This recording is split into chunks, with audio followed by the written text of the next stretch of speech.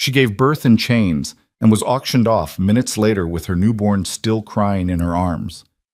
In a rain-drenched Texas cattle yard where women were traded like livestock, 19-year-old Marindale's life was worth exactly $200 to the silent rancher who bought her freedom. But when he whispered, "You owe me nothing," she didn't know whether to trust him or run. This is the story of a woman who was sold, a man who refused to own, and 3 children who taught them both what family truly means. Stay until the end and comment your city below so I can see how far this story travels. The rain came down in sheets that night, turning the Texas cattle yard into a churning sea of mud and misery. Lightning split the sky in jagged white scars, illuminating the auction pens where women stood shivering behind iron bars, their eyes hollow, their hope long since drowned. The air reeked of wet earth, animal fear, and something darker, the stench of humanity stripped to its cruelest bones. Marindale didn't scream when the contractions began. She had learned long ago that screaming only brought more pain. She was 19 years old, though she felt ancient. Her body trembled on the rough plank table in the back corner of a livestock shed, her wrists still shackled to the wood with iron cuffs that had worn raw circles into her skin. The chains were just long enough to let her shift positions, but not long enough to reach her belly, to cradle the life that was tearing its way out of her with each agonizing wave. "Push, breeder," growled the overseer, a thick-necked man named Colt, who smelled of whiskey and tobacco. He didn't even look at her face. To him, she was inventory. "Get it out so we can clean you up for the block." Marin bit down on the leather strap they'd shoved between her teeth, her body arching as another contraction ripped through her. Sweat and rainwater mingled on her skin. Through the gaps in the wooden walls, she could see shadows moving, buyers inspecting the evening's merchandise, their voices low and calculating. She had been sold 3 times before. First at 14, when her father's debts caught up with him and he traded her to a land baron for forgiveness. Then at 16, passed to a cotton merchant who worked her fingers bloody. Then at 18, bought by a cattle dealer who discovered she was pregnant and decided she'd fetch a better price as a proven breeder. Each time, she'd lost a piece of herself. Each time, she'd promised herself she'd survive anyway. But this, giving birth in chains while rain hammered the tin roof and men gambled over cards in the next room, this was a new kind of hell. "Come on, girl," Colt muttered, finally glancing down at her with impatient eyes. "Baby's crowning, one more push." Marin squeezed her eyes shut and bore down with everything she had left. Pain exploded through her core, white-hot and blinding, and then a cry. Thin, furious, alive. The baby's first scream cut through the storm like a knife through canvas, and for one fragile moment, Marin forgot where she was, forgot the chains, forgot the auction block waiting outside. All that existed was that sound, her child, her blood, breathing. "It's a girl," Colt announced flatly, as if reporting the gender of a calf. He wrapped the baby hastily in a stained cloth and held her up to the lamplight, checking her limbs with rough efficiency. "Healthy enough. Good. She'll add value." "Give her to me," Marin gasped, her voice raw. "Please." Colt hesitated, then shrugged and placed the squirming bundle on Marin's chest. The baby was slick with birth, her face scrunched and red, her tiny fists waving blindly. Marin's shackled hands could barely reach, but she managed to touch her daughter's cheek, her fingers trembling. "Hey," she whispered, tears streaming down her face. "Hey, little one. I'm here. Don't get attached," Colt interrupted, turning away to wash his hands in a bucket. "You're both going on the block in 10 minutes. Separate or together, depends on what brings more money." Marin's breath caught. No, you can't. I can do whatever I want, breeder. Your property, same as that baby. Now shut up before I gag you again." The baby rooted against Marin's chest, seeking warmth, seeking safety that didn't exist. Marin tried to curl around her, to shield her from the cold and the cruelty, but the chains pulled tight, biting into her wrists until blood welled up. Outside, the auction caller's voice boomed through the storm. "Next lot in 5 minutes. Fresh stock. Y'all ain't gonna want to miss this one." Marin closed her eyes, her lips moving in a silent prayer she wasn't sure she believed anymore. Let someone kind by us. Let someone... But kindness didn't live in cattle yards. She knew that.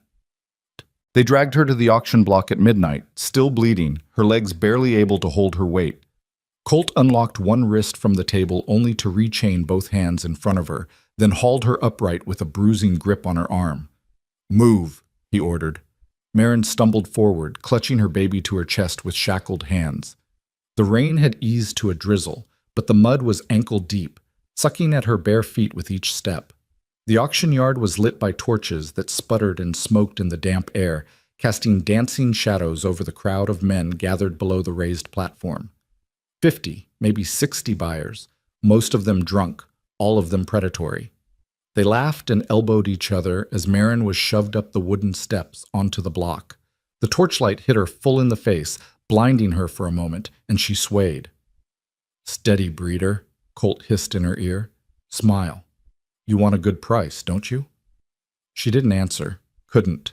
Her throat had closed up with terror and exhaustion. The auction caller, a wiry man with a voice like gravel, stepped forward, raising his hands for attention. "All right, gentlemen, lot 17, 19-year-old female, healthy stock, proven fertile. Delivered a live girl not 30 minutes ago. Strong hips, good teeth, obedient disposition." Marin flinched as he grabbed her chin, forcing her mouth open to show her teeth like a horse. The crowd murmured appreciatively. "And as a bonus," the caller continued, gesturing to the baby in her arms, "we're offering the newborn as a package deal, or separate, if you prefer. Breeder and bleeder, fresh and ready." Laughter rippled through the crowd. Marin felt her stomach twist with nausea. "Starting bid, $100 for the pair. Do I hear 100? "100, a voice called from the back. "120, someone else shouted. "150. The bids climbed fast, the men's voices blending into a roar. Marin stared straight ahead, her vision tunneling, her arms tightening instinctively around her daughter. The baby had gone quiet, as if sensing the danger, her tiny body rigid against Marin's chest. "Run!" Marin's mind screamed. "Run! Run! Run!" But there was nowhere to go. The chains, the mud, the circle of men, there was no escape. 200! A voice barked, louder than the rest, and the crowd went silent. Marin's gaze snapped toward the sound. A man had stepped forward from the shadows at the edge of the yard, his broad-shouldered silhouette cutting a stark line against the torchlight. He wore a dark coat and a wide-brimmed hat pulled low, obscuring his face, but his stance was solid, unmovable. The auction caller blinked. 200! Do I hear 220? Silence. The other buyers exchanged glances, muttering. 200 was high, too high for a girl still bleeding from childbirth, no matter how young and pretty. 200 going once, the caller announced. Twice. Marin held her breath. Sold! The gavel cracked like thunder. To the gentleman in the black coat, come settle up, sir. The crowd grumbled, disappointed, and began to disperse. Marin's legs buckled, and she sank to her knees on the platform, clutching her baby so tightly the infant finally whimpered. Colt grabbed her arm again, yanking her upright. Come on, your new owner's waiting. He dragged her down the steps and through the mud toward a small table where the buyer stood settling his payment with the auction clerk. Marin's heart pounded in her ears, drowning out the rain, the voices, everything. What kind of man pays $200 for a girl and a baby? The answer was always the same, the worst kind. When they reached the table, Colt shoved her forward. Here's your purchase, sir. 1 breeder, 1 infant, papers are in order. The man didn't respond immediately. He was counting out bills onto the table with slow, deliberate movements, rough hands, calloused and scarred. Marin couldn't see his face beneath the hat's brim, but she saw the set of his jaw, hard and unreadable. Finally, the clerk nodded. All here. She's yours. Colt unlocked Marin's shackles and tossed them aside with a metallic clatter. Pleasure doing business. Then he was gone, disappearing into the rain-soaked night, and Marin was left standing alone before her new owner, her wrists raw and bleeding, her baby silent in her arms. For a long moment, neither of them spoke. Then the man turned toward her, and she got her first real look at his face. He was older than she'd expected, mid-30s maybe, with a weathered face carved by sun and hardship. His eyes were pale gray, sharp and guarded, but not cruel. Not yet. His expression gave away nothing. Can you walk? He asked. His voice was low, quiet, the kind of voice that didn't waste words. Marin nodded, though her legs were shaking. Good. He gestured toward a wagon parked at the edge of the yard. That's mine. Get in. She hesitated, her instincts screaming at her to run. But where? Into the storm? Into the mud? With a newborn in her arms? She had no choice. She walked. The wagon ride lasted an eternity, though it couldn't have been more than 20 minutes. Marin sat on the hard wooden bench, her baby cradled against her chest, her body swaying with every jolt and rut in the muddy road. The man, her new owner, sat beside her in silence, his hands steady on the reins, his eyes fixed ahead. Marin didn't dare speak. She'd learned that silence was safer, but questions screamed in her mind. What does he want? Why did he buy me? What happens when we get wherever we're going? The wagon finally slowed, turning off the main road onto a narrow, rutted path that wound through tall pines. The rain had stopped, leaving the air thick with the smell of wet earth and wood smoke. Through the trees, Marin glimpsed a small cabin, weathered logs, a stone chimney, a single window glowing with lamplight. The man pulled the wagon to a stop and climbed down without a word. Then he turned, holding out a hand to help her. Marin stared at his hand like it might bite. "You're bleeding," he said quietly. "You need to lie down." Still, she didn't move. He exhaled, dropped his hand, and stepped back. "I'm not going to hurt you. Why should I believe you?" Her voice came out hoarse, barely a whisper. His pale eyes held hers for a beat. Then he said, "You don't have to, but you'll bleed out in that wagon if you don't let me help." He was right. She could feel the wetness between her thighs, the dizziness creeping in at the edges. Reluctantly, she took his hand, rough, warm, steady, and let him help her down. Her legs nearly gave out when her feet hit the ground, but he caught her elbow, steadying her without pulling her close. "Inside," he said. She followed him into the cabin, her heart hammering. The interior was small but clean, one room with a bed in the corner, a wood stove crackling softly, a table, and 2 chairs. The air smelled of pine and coffee. The man gestured toward the bed. "Lie down. I'll get water and cloth." "Why?" Marin blurted, her voice breaking. "What do you want from me?" He paused, his back to her, then turned slowly. His expression was unreadable, but something flickered in his eyes, something almost like sadness. "Nothing," he said quietly. "Just rest." And then he walked out, leaving her alone in the lamplight with her baby and a bed that felt impossibly soft after years of hard ground. Marin didn't know whether to cry or scream, so she did neither. She lay down. She woke to the sound of water trickling and the smell of herbs, sharp, medicinal, oddly soothing. Her body ached everywhere, a deep bone weariness that made even breathing feel like effort. For a disorienting moment, she didn't remember where she was. Then it all came rushing back, the auction, the chains, the man in the black coat, her baby. Marin's eyes snapped open, and she bolted upright, too fast, her head spinning. She clutched at the blanket covering her, her gaze darting around the cabin in a panic. "Easy!" The man's voice came from across the room. He was sitting at the table, a steaming cup in front of him, his hat off now, revealing dark hair streaked with early gray. "She's right here." Marin's gaze followed his gesture to a small wooden cradle beside the bed, a cradle that hadn't been there before. Inside, wrapped in a clean white blanket, her daughter slept soundly, her tiny chest rising and falling in peaceful rhythm. Relief hit Marin so hard she nearly sobbed. Did you? "I cleaned her up," the man said evenly, "fed her some goat's milk with a cloth. She took it fine.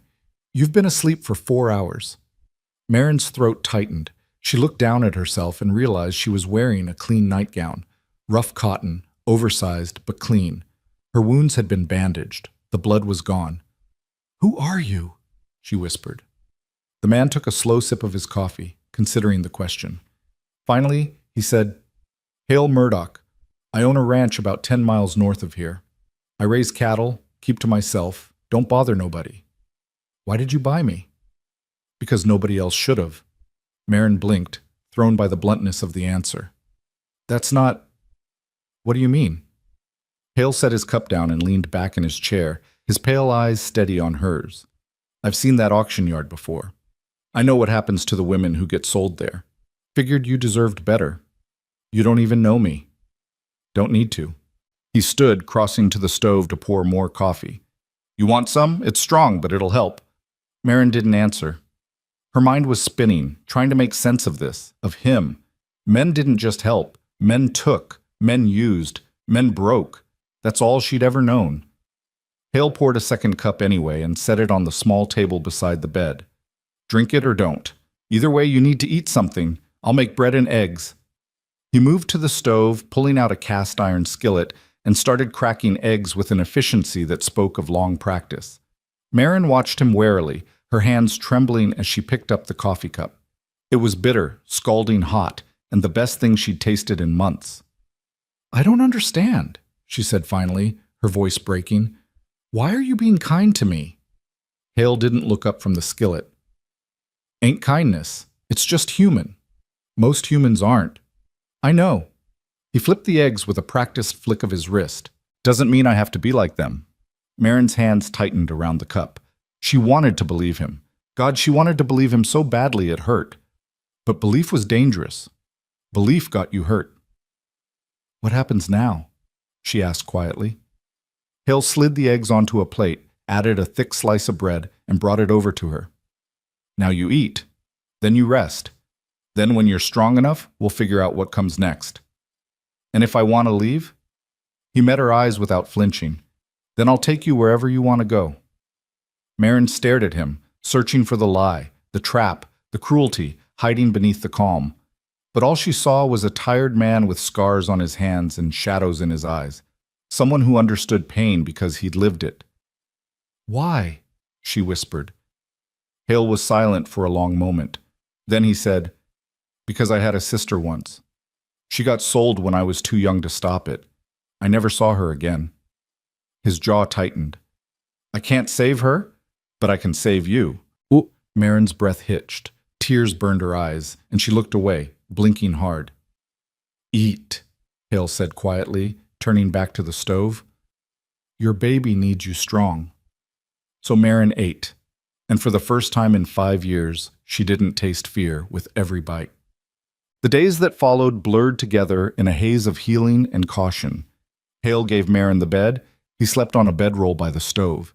He cooked simple meals, eggs, bread, venison stew, and left them within reach without hovering. He built a better cradle for the baby, carving the wood smooth so there were no splinters, and lined it with soft wool blankets. He never touched Marin without asking first. He never raised his voice. He never locked the door. And slowly, impossibly, Marin began to breathe again. Her body healed faster than her mind. The bleeding stopped. Her strength returned. But every time Hale moved too quickly or spoke too loudly, she flinched. Every time he reached for something near her, she braced for a blow that never came. He noticed. Of course he noticed. One evening, as they sat across from each other at the small table eating supper, Hale set down his fork and said, You got a name for her yet? Marin glanced at the cradle where her daughter slept peacefully. I haven't decided. Take your time. Names matter. What was your sister's name? Hale's jaw tightened. Eliza. She was 12 when they took her. I'm sorry. Me too. He picked up his fork again, his voice careful. What's yours? My what? Your name. Marin hesitated. She'd been called so many things over the years, breeder, girl, property, that her real name felt foreign, like something that belonged to someone else. Marin, she said finally. Marin Dale. Marin, Hale repeated, as if testing the weight of it. Then he nodded. Good name. Strong. Something loosened in Marin's chest, just a fraction. What do I call you? She asked. Hale's fine. Not sir, not master. His pale eyes darkened. I'm not your master, Marin. I never will be. Then what am I to you? Hale was quiet for a long moment, his gaze steady. You're a person who deserves a chance to decide what happens next, that's all. Marin looked down at her plate, her throat tight. She wanted to believe him. She was starting to believe him, but trust was a muscle she'd forgotten how to use. A week after Marin arrived, a storm rolled in, a real one this time, all thunder and wind and rain that hammered the cabin's roof like fists. The baby woke crying, startled by the noise, and Marin scooped her up, rocking her gently. "Shh, shh, you're safe," she murmured, though her own heart was racing. Hale was at the stove, brewing tea. He glanced over. "She hungry?" "I think she's just scared." "Can't blame her." He poured 2 cups and brought one over, setting it carefully on the table beside Marin. "Storm like this, I'd be scared too." Marin cradled her daughter close, swaying slightly. The baby's cries softened to hiccups, then finally silence. Her tiny fist curled around Marin's finger, holding tight. "You're good with her," Hale observed. "I don't know what I'm doing." "Nobody does at first. You'll figure it out." Marin looked up at him, this strange, quiet man who'd bought her freedom and asked for nothing in return. "Why do you live out here alone?" Hale took a sip of his tea, considering. "Tried living in town once. Didn't take. Too many people, too much noise. Out here it's quiet. Peaceful. Lonely. Sometimes." He met her eyes, but loneliness is better than cruelty. Marin understood that in her bones. Thunder cracked overhead, and she flinched despite herself. The baby stirred but didn't wake. "You're safe here," Hale said quietly. "I know you don't believe that yet, but you will." Marin wanted to argue, to tell him that nowhere was safe, that safety was a lie people told themselves, but the words wouldn't come. Because maybe, just maybe, he was right. Wholesome. 2 weeks passed. Then 3. Marin grew stronger, her body knitting itself back together, her daughter thriving on goat's milk and Marin's tentative care. Hale taught her how to use the wood stove, how to make bread, how to mend clothes. He was patient, never condescending, never impatient when she struggled. And slowly, Marin stopped flinching when he walked past. One morning, as she sat outside the cabin watching her daughter sleep in the cradle, Hale approached carrying a bundle wrapped in cloth. "Got something for you?" he said. Marin looked up warily. "What is it?" He unwrapped the cloth, revealing a simple dress, dark blue cotton, plain but clean and whole. "Figured you'd want something that fits. Made it myself. Might be a little big, but it'll do." Marin stared at the dress, her throat closing up. It was the first new thing anyone had given her in years. Thank you," she managed. Hale nodded and set the dress on the porch railing. "There's no debt, Marin. You don't owe me anything." "Then why?" "Because you're a person," he said simply. "And people deserve to have things that are theirs." He walked back toward the barn, leaving her alone with the dress and the baby and a feeling she couldn't quite name. Hope, maybe. Or something close to it. That night, Marin put on the dress. It was too big in the shoulders and too long in the hem, but it was clean and whole, and hers. She stood in front of the small, cracked mirror Hale kept above the wash basin and barely recognized herself. She looked human again. When Hale came in from feeding the horses, he paused, then nodded approvingly. "Suits you." "It's perfect," Marin said quietly. "Thank you." "You already said that." "I know, but I mean it." Hale's expression softened just for a moment. "You're welcome." They ate supper in companionable silence. Venison stew and bread, the cabin warm and dry. The baby slept soundly in her cradle, content and safe.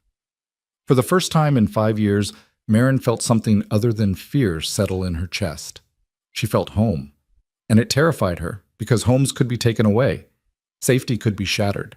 Kindness could turn cruel. She'd learned that lesson over and over.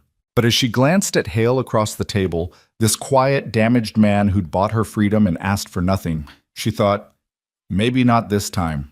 Maybe this time is different. She didn't say it out loud, but she let herself think it. And that was a start. But the 4th week brought an unexpected visitor. Marin was outside hanging laundry on the line Hale had strung between 2 pines when she heard the sound of hooves on the dirt path. Her whole body went rigid, her hands freezing mid-motion. Hale emerged from the barn, his expression instantly alert. "Get inside," he said quietly. "Who is it?" "Don't know, but get inside anyway." Marin grabbed the baby from the cradle on the porch and hurried into the cabin, her heart pounding. Through the window, she watched as a man on horseback emerged from the trees, older, well-dressed, with a silver watch chain glinting at his vest. A buyer. She knew the type instantly. Hale met him in the yard, his stance easy, but his hand resting casually near the rifle propped against the barn door. "Help you with something?" Hale called. The man dismounted, smiling in that oily way rich men did when they wanted something. "Afternoon, friend. Name's Clayton Webb. I'm looking for a girl, young, dark hair, had a baby recently. Heard she might have ended up out this way." Marin's blood turned to ice. Hale's expression didn't change. "Don't know what you're talking about." "Sure you do." Webb's smile widened. "You bought her at the Cartwright auction 3 weeks back, $200, if memory serves. And if I did? Then she's rightfully mine. I had a prior contract with the seller, legal and binding. Your purchase was invalid." Marin watched through the window, her arms tightening around her baby, her mind screaming, "No, no, no, no." Hale tilted his head slightly. "You got paperwork to prove that." Webb reached into his coat and pulled out a folded document, waving it. "Right here. Signed and notarized. Now I'm a reasonable man. I'll pay you back your $200 and take the girl off your hands. No hard feelings." Hale studied him for a long moment. Then he said, "How much you want for that contract?" Webb blinked. "Excuse me? The contract, how much?" "It's not for sale." "Everything's for sale, Mr. Webb. You taught me that." Hale pulled a folded stack of bills from his pocket. $400. That's double what you'd have paid originally. Take it and go." Webb's eyes narrowed. "Why would you do that?" "Because I don't like you." A tense silence stretched between them. Finally, Webb snatched the money, counted it, and shoved it into his coat.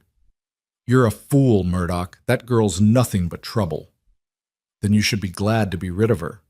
Webb mounted his horse, sneering. "Enjoy your trouble." He rode off, and Hale stood watching until the sound of hooves faded completely. Then he turned and walked back to the cabin. Marin met him at the door, shaking, tears streaming down her face. You paid." "It's done," Hale said quietly. "You're free, legally this time." Marin tried to speak, but no words came.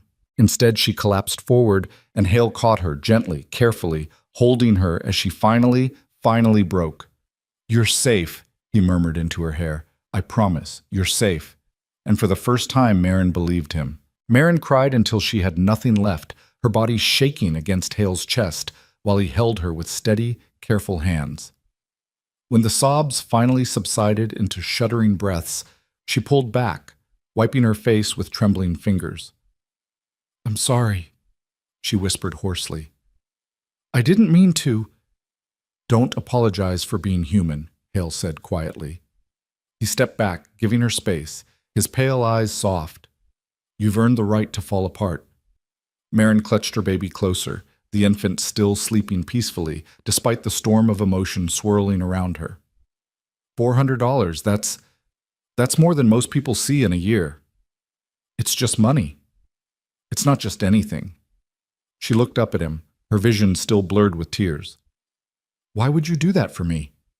Hale was silent for a moment, his jaw working as if choosing his words carefully. Finally he said, "Because everyone deserves to own their own life.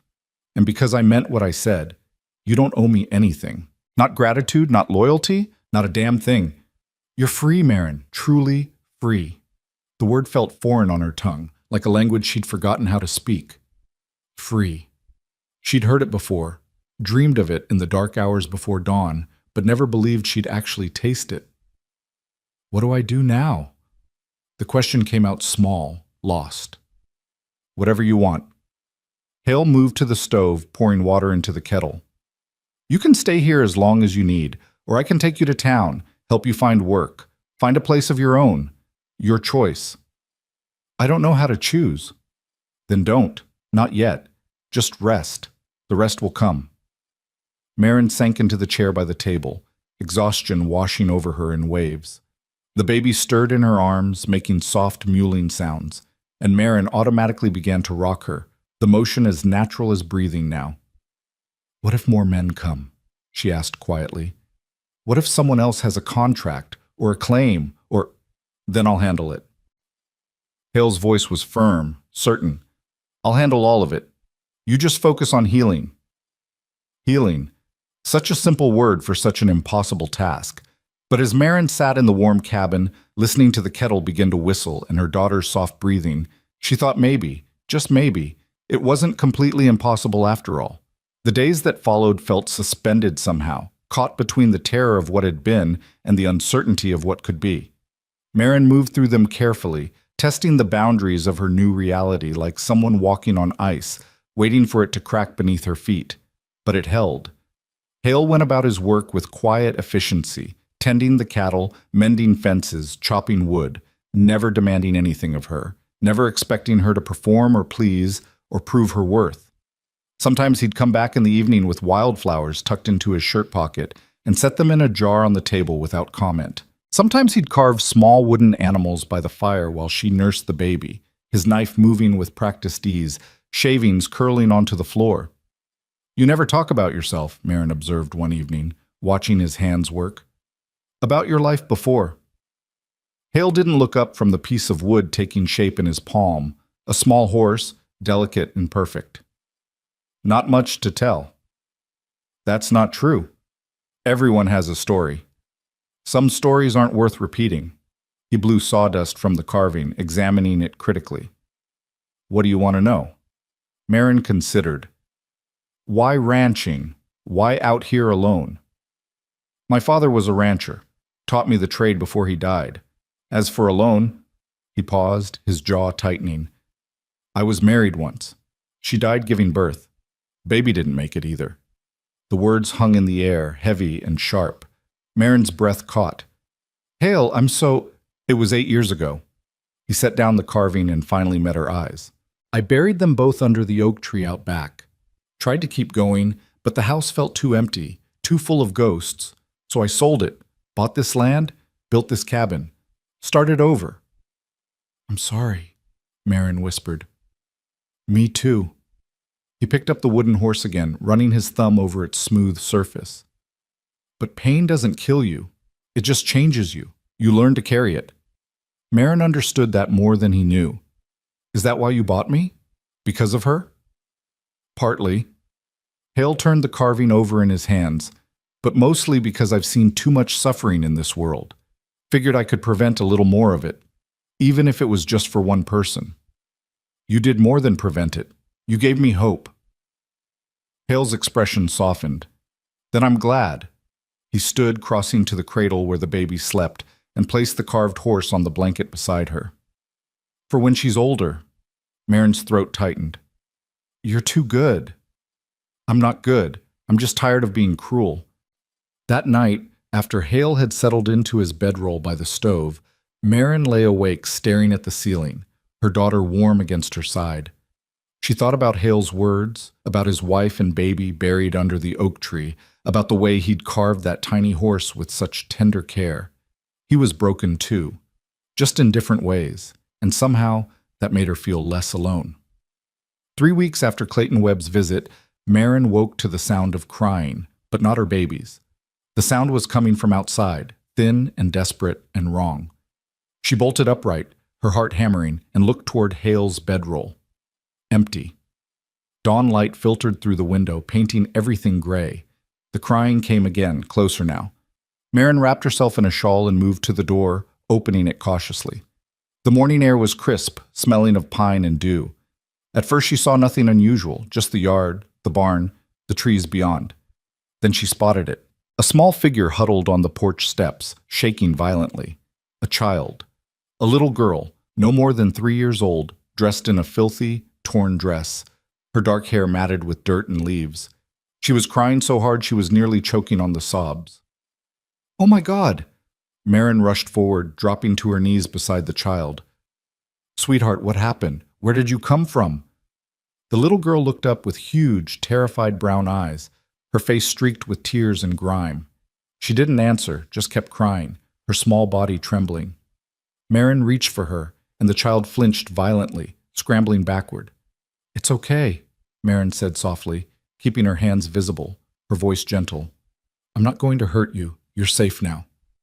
The girl stared at her, chest heaving, and then lunged forward, wrapping her tiny arms around Marin's neck with desperate strength. She buried her face against Marin's shoulder and wailed. Marin held her, rocking slowly, her own eyes stinging with tears. Shh, shh, you're okay. I've got you. What in God's name? Hale's voice came from behind them, rough with alarm. He'd been in the barn and came running at the sound. Where did she come from? I don't know, she was just here. Hale crouched beside them, his expression tight with concern. Hey, little one, can you tell us your name? The girl just cried harder. Marin noticed something then, a piece of paper pinned to the child's dress, half hidden by her tangled hair. With trembling fingers, she unpinned it and unfolded it.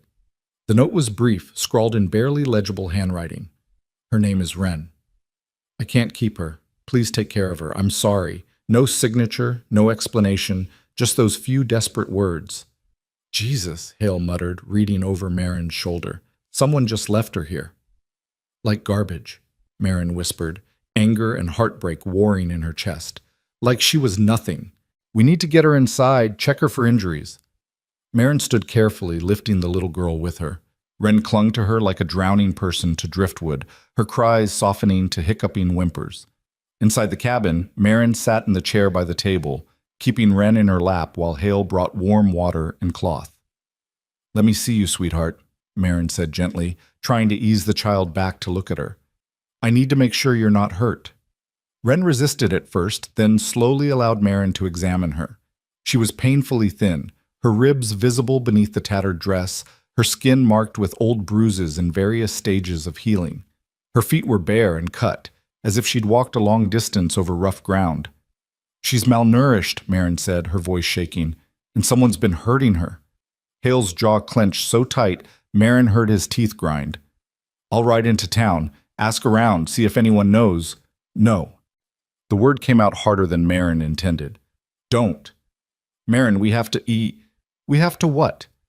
Find whoever did this to her so they can do it again?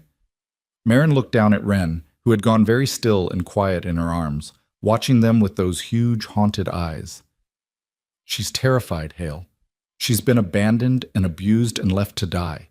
If we take her back to town, they'll just put her in an orphanage or sell her off like they sold me. Hale was silent, his expression warring between reason and emotion. She needs us, Marin continued, her voice breaking. She needs someone to keep her safe, to choose her. You want to keep her? I don't know what I want. I just know I can't let her go back to whatever hell she came from. Hale studied her for a long moment, then looked at Wren.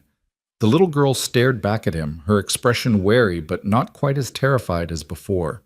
Slowly, carefully, Hale reached out and touched her hair, smoothing it back from her face. Okay, he said quietly. We keep her. Relief flooded through Marin so powerfully she nearly sobbed. Thank you. Don't thank me yet. We don't know what we're doing. Neither do most parents. Marin adjusted Wren in her lap, meeting the child's eyes. Your name is Wren? The girl nodded, just barely. That's a beautiful name. My name is Marin, and this is Hale. You're safe now, Wren. Do you understand? You're safe. Wren didn't speak, but something in her expression shifted, the tiniest loosening of the terror that had been holding her rigid. Hale fetched bread and milk, and they coaxed Wren into eating a few small bites, though she was clearly too frightened and overwhelmed to manage much. Afterward, Marin bathed her gently in the wash basin, cleaning away layers of dirt and fear, dressing her in one of the baby's larger swaddling cloths fashioned into a makeshift dress. Wren submitted to all of it in silence, her eyes never leaving Marin's face. Can you tell me how old you are? Marin asked softly as she combed the tangles from Wren's hair. Wren held up 3 fingers. 3 years old, and where did you come from, sweetheart? Wren pointed vaguely toward the woods, then buried her face in Marin's shoulder again. It's okay. You don't have to talk about it if you don't want to. That night, Marin made a small bed for Wren on the floor beside her own, using blankets and the softest cloth she could find. But when she tried to lay the child down, Wren clung to her with renewed desperation, crying again. Mama, she whimpered. Mama, don't leave. Marin's heart cracked wide open. I'm not your mama, sweetheart. Mama. Wren's fingers twisted in Marin's dress. Please. Mama. Marin looked helplessly at Hale, who was watching from across the room with an expression she couldn't quite read. Let her sleep with you, he said quietly. She needs to feel safe. So Marin climbed into bed with both children, her infant daughter on one side, this broken, terrified little girl on the other, and held them both while they slept. Wren's small hand gripped Marin's nightgown so tightly her knuckles went white, even in sleep. I don't know what I'm doing, Marin whispered into the darkness. Hale's voice came soft from his bedroll. Yes, you do. You're doing exactly what she needs. Marin closed her eyes, tears slipping down her temples. 2 children now, 2 lives depending on her, trusting her, calling her mama. She'd been property herself just weeks ago. How was she supposed to protect anyone? But as Wren's grip slowly loosened in sleep, her breathing evening out, Marin thought maybe the question wasn't how. Maybe it was simply, will you try? And the answer to that was easy. Yes. Always yes. The adjustment period was harder than Marin expected. Wren barely spoke, communicating mostly through gestures and tears. She startled at loud noises, flinched when anyone moved too quickly, and woke screaming from nightmares several times a night. She refused to be more than a few feet from Marin, following her everywhere with silent, desperate attachment. She's been through something terrible, Hale observed one afternoon as they watched Wren huddle in the corner, clutching the wooden horse he'd carved. Might take months before she feels safe. I know. Marin was nursing the baby, exhaustion pulling at every muscle. I just wish I could make it better faster. Time's the only thing that heals trauma, that and consistency. You sound like you know from experience. Hale's expression darkened. After my wife died, I couldn't sleep for 6 months.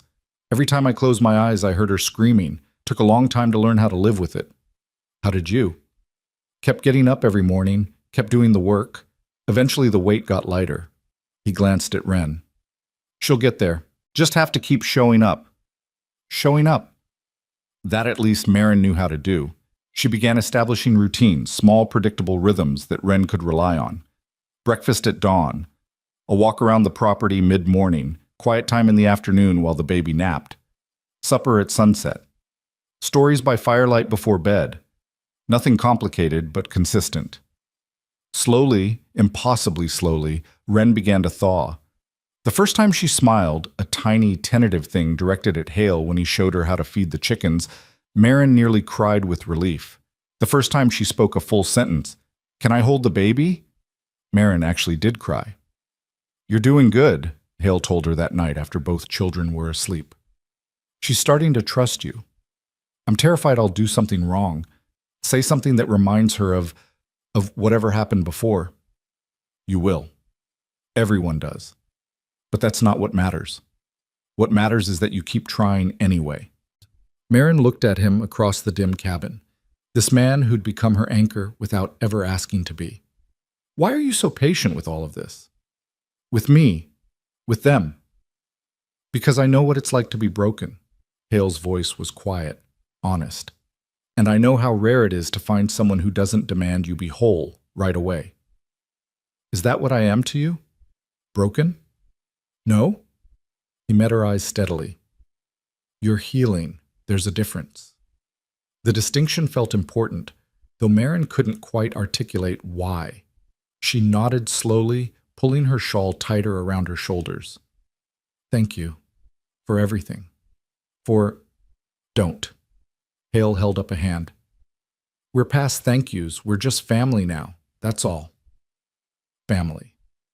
The word settled over Marin like a blanket, warm and unfamiliar and absolutely terrifying, but also right. 6 weeks after Wren arrived, Marin was hanging laundry when she heard laughter, high and bright and completely unexpected. She turned to see Wren chasing a butterfly through the wildflowers behind the cabin, her face lit with pure, uncomplicated joy. Hale stood watching from the barn door, a rare smile softening his weathered features. When he caught Marin's eye, he nodded. See? Healing. That night, as they sat around the table eating venison stew, Wren suddenly looked up at Hale and said, Are you my papa? Silence fell like a stone. Hale's spoon paused halfway to his mouth. Marin held her breath, unsure what he'd say, afraid he'd crush this fragile hope blooming in Wren's eyes. Finally, Hale set down his spoon and leaned forward, his expression gentle but serious. Would you want me to be? Wren nodded vigorously. Then yes, Hale said quietly. I can be your papa, if that's what you want. And Marin's my mama? If she says yes. Two pairs of eyes turned to Marin, waiting. The baby made a soft cooing sound from her cradle, as if weighing in on the matter. Marin's throat was so tight she could barely speak. Yes, she managed. Yes, sweetheart. I'm your mama. Wren's whole face lit up, and she scrambled out of her chair to throw her arms around Marin's neck. Mama, she whispered, the word full of wonder and relief and desperate hope. Mama, mama, mama. Marin held her, tears streaming freely now, and looked over Wren's head at Hale. He was watching them with an expression so tender it made her heart ache. This is family, she thought. This is what it's supposed to feel like. Not blood, not obligation, just choice and staying. The weeks turned into months, summer bleeding into autumn, the trees around the cabin blazing gold and red. Wren grew bolder, her laughter more frequent, her nightmares less consuming. She learned to help Maureen with simple chores, to gather eggs and pull weeds and sing nonsense songs to the baby. She started calling Hale Papa without hesitation, and he answered every time with steady patience. Marin found herself settling into this life like someone trying on clothes that fit better than expected. She learned to bake bread that didn't burn, to mend shirts with reasonably straight stitches, to predict when the baby would wake and when Wren needed quiet time. She learned the sound of Hale's footsteps coming up the path, the way he hummed tunelessly while he worked, the slight softening of his eyes when he looked at the children. She learned what home felt like, but peace was fragile and fear had deep roots. One cold October morning, Marin woke to find Wren gone. The space beside her in bed was empty, the blankets thrown back. Panic seized her instantly. Wren? She bolted upright, scanning the cabin. Wren! Hale was already up, pulling on his boots. She's not inside? No. Oh God, what if someone took her? What if... We'll find her. Hale grabbed his coat. You check the barn. I'll check the woods. They found her 20 minutes later, curled under the oak tree behind the cabin, the one where Hale's wife and baby were buried. She was sobbing, her small body racked with shaking, clutching something in her hands. Marin ran to her, dropping to her knees in the wet grass. Wren, baby, what's wrong? What happened? Wren held out her hands, revealing a small bird, dead, its neck broken, its feathers ruffled. I found it, she choked out. It was hurt, and I tried to help, but it died, and it's all my fault, and, oh, sweetheart, no. Marin gathered her close, bird and all. It's not your fault. Sometimes things die. It's not because you did anything wrong. But I touched it, and then it stopped moving. That's not how it works. The bird was already dying. You tried to be kind. That's what matters. Wren cried harder, and Marin held her, rocking slightly. Hale crouched beside them, his hand gentle on Wren's back. You know what we do when something dies? He said quietly. We bury it. Give it a place to rest. Would you like to do that for the bird? Wren nodded, hiccuping. Together, the three of them dug a small hole beneath the oak tree, wrapped the bird in soft leaves, and laid it to rest. Wren placed a small stone on top, marking the spot. Can we say a prayer? She whispered. Marin and Hale exchanged glances. Neither of them were particularly religious, but Marin nodded. What would you like to say? Wren closed her eyes, her hands clasped. Thank you for flying. I'm sorry you got hurt. I hope wherever you are now, there's lots of sky. It was the most perfect prayer Marin had ever heard.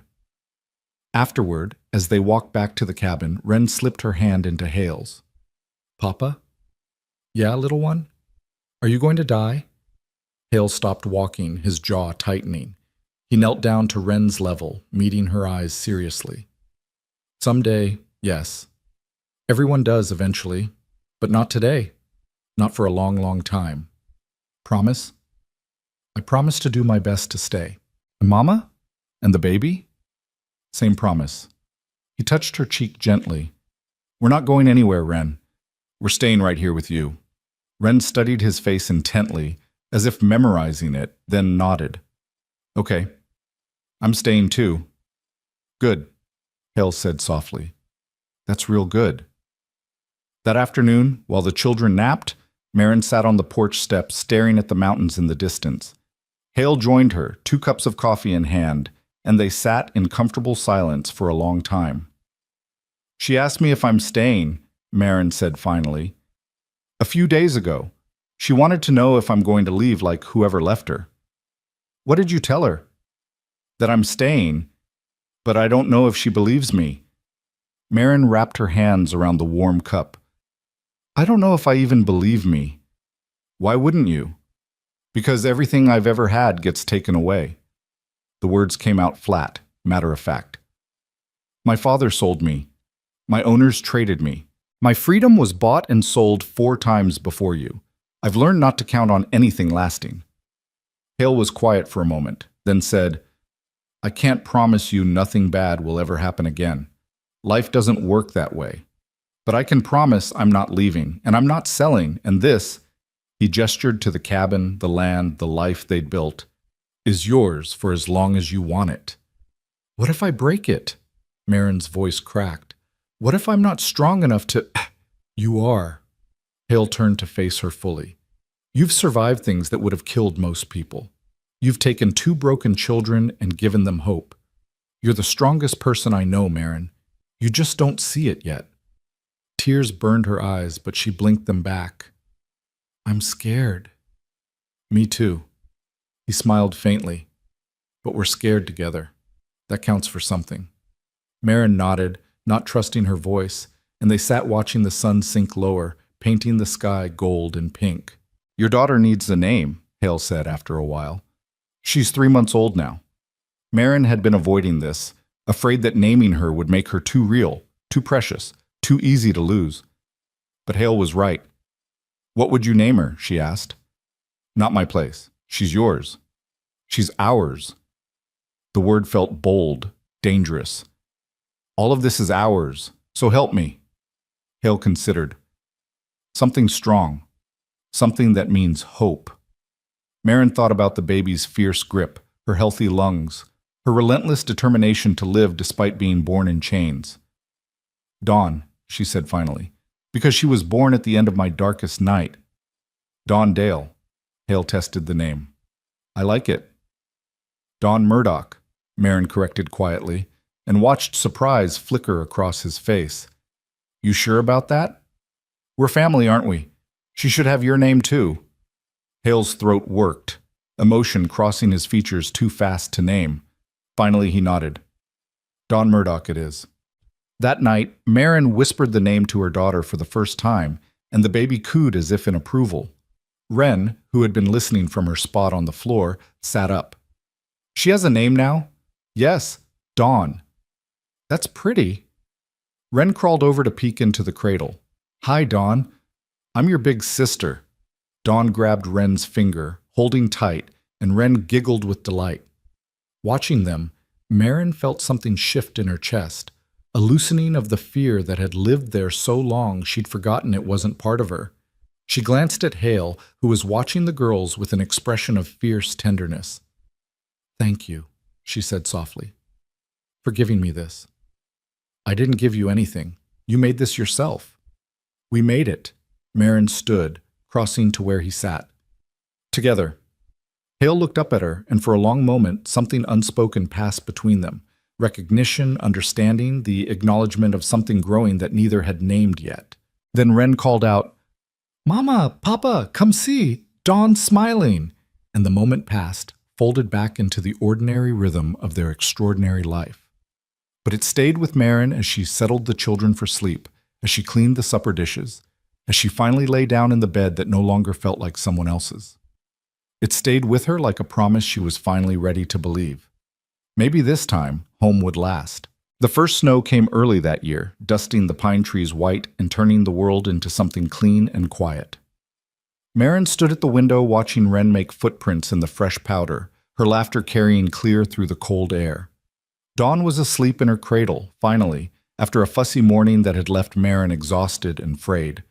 She didn't hear the horse until it was already in the yard.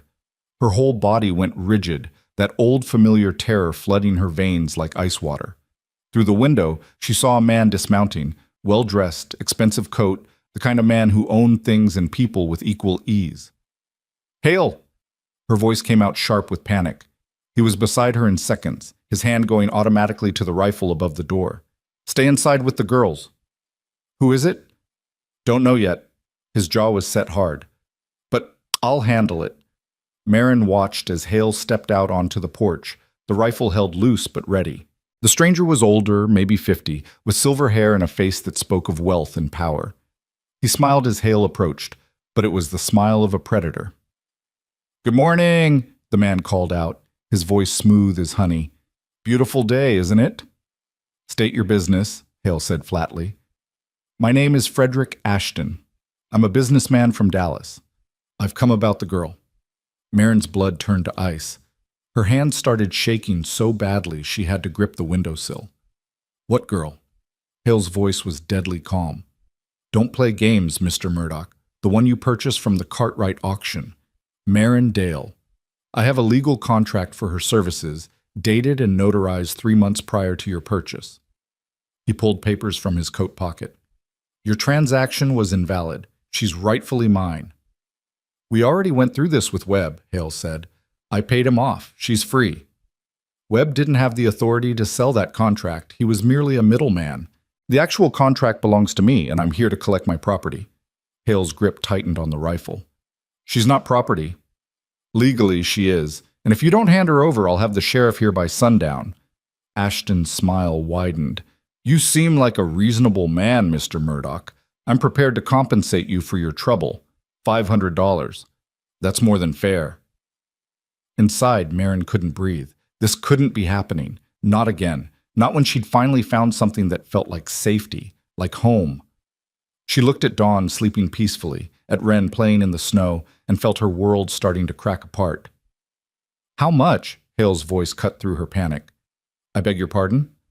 "How much for the contract?" Ashton laughed. "It's not for sale, Mr. Murdoch. The girl has specific skills that make her quite valuable to my enterprise. I've invested considerable resources in acquiring her. No amount of money will— $1,000. The number fell like a stone. Ashton's expression flickered with surprise. "That's a substantial sum," he said carefully. $1,500 then." Hale's voice was flat, but Marin could hear the steel underneath. "That's my final offer. Take it or I burn your contract and you right along with it." "Are you threatening me?" "I'm making you a business proposition." "You said you're a businessman, so do business. $1,500 for a piece of paper, or you leave here with nothing but a story about how you got lost in the mountains." The threat hung in the cold air between them. Ashton's jaw tightened, and for a moment Marin thought he'd refuse, thought he'd call Hale's bluff. Then Ashton's expression shifted, calculating. 2,000. And I want it in writing that she can never claim any debt or obligation from me. Done. I'll need to see the money first. Wait here. Hale came back inside, his face grim. Marin was standing in the middle of the room, her arms wrapped around herself, shaking. "It's going to be okay," he said quietly. $2,000, Hale. "Where are you going to get—" "I have it." He moved to the loose floorboard in the corner, the one she'd never paid much attention to, and pried it up. Underneath was a metal box. He opened it to reveal stacks of bills, more money than Marin had ever seen in one place. "How do you have this much?" she whispered. "My father left it to me. I've been saving it for years, never knew what for." He pulled out the bills, counting quickly. "Guess I know now." "Hale, you can't. This is your whole life savings, your security. If something happens—" "Nothing's going to happen." He looked at her, his pale eyes fierce. "You're worth more than money, Marin. You and those girls. This is just paper. You're real." Tears spilled down her cheeks. "I don't deserve this." "Yes, you do."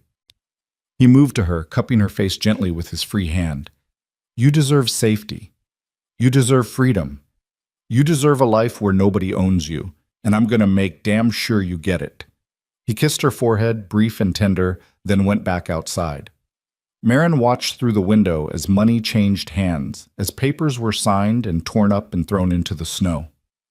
Ashton mounted his horse, counted the bills one more time, then rode off without looking back. When he disappeared into the trees, Marin's legs gave out and she sank to the floor. Hale came back inside to find her there, sobbing into her hands. He knelt beside her, pulling her against his chest.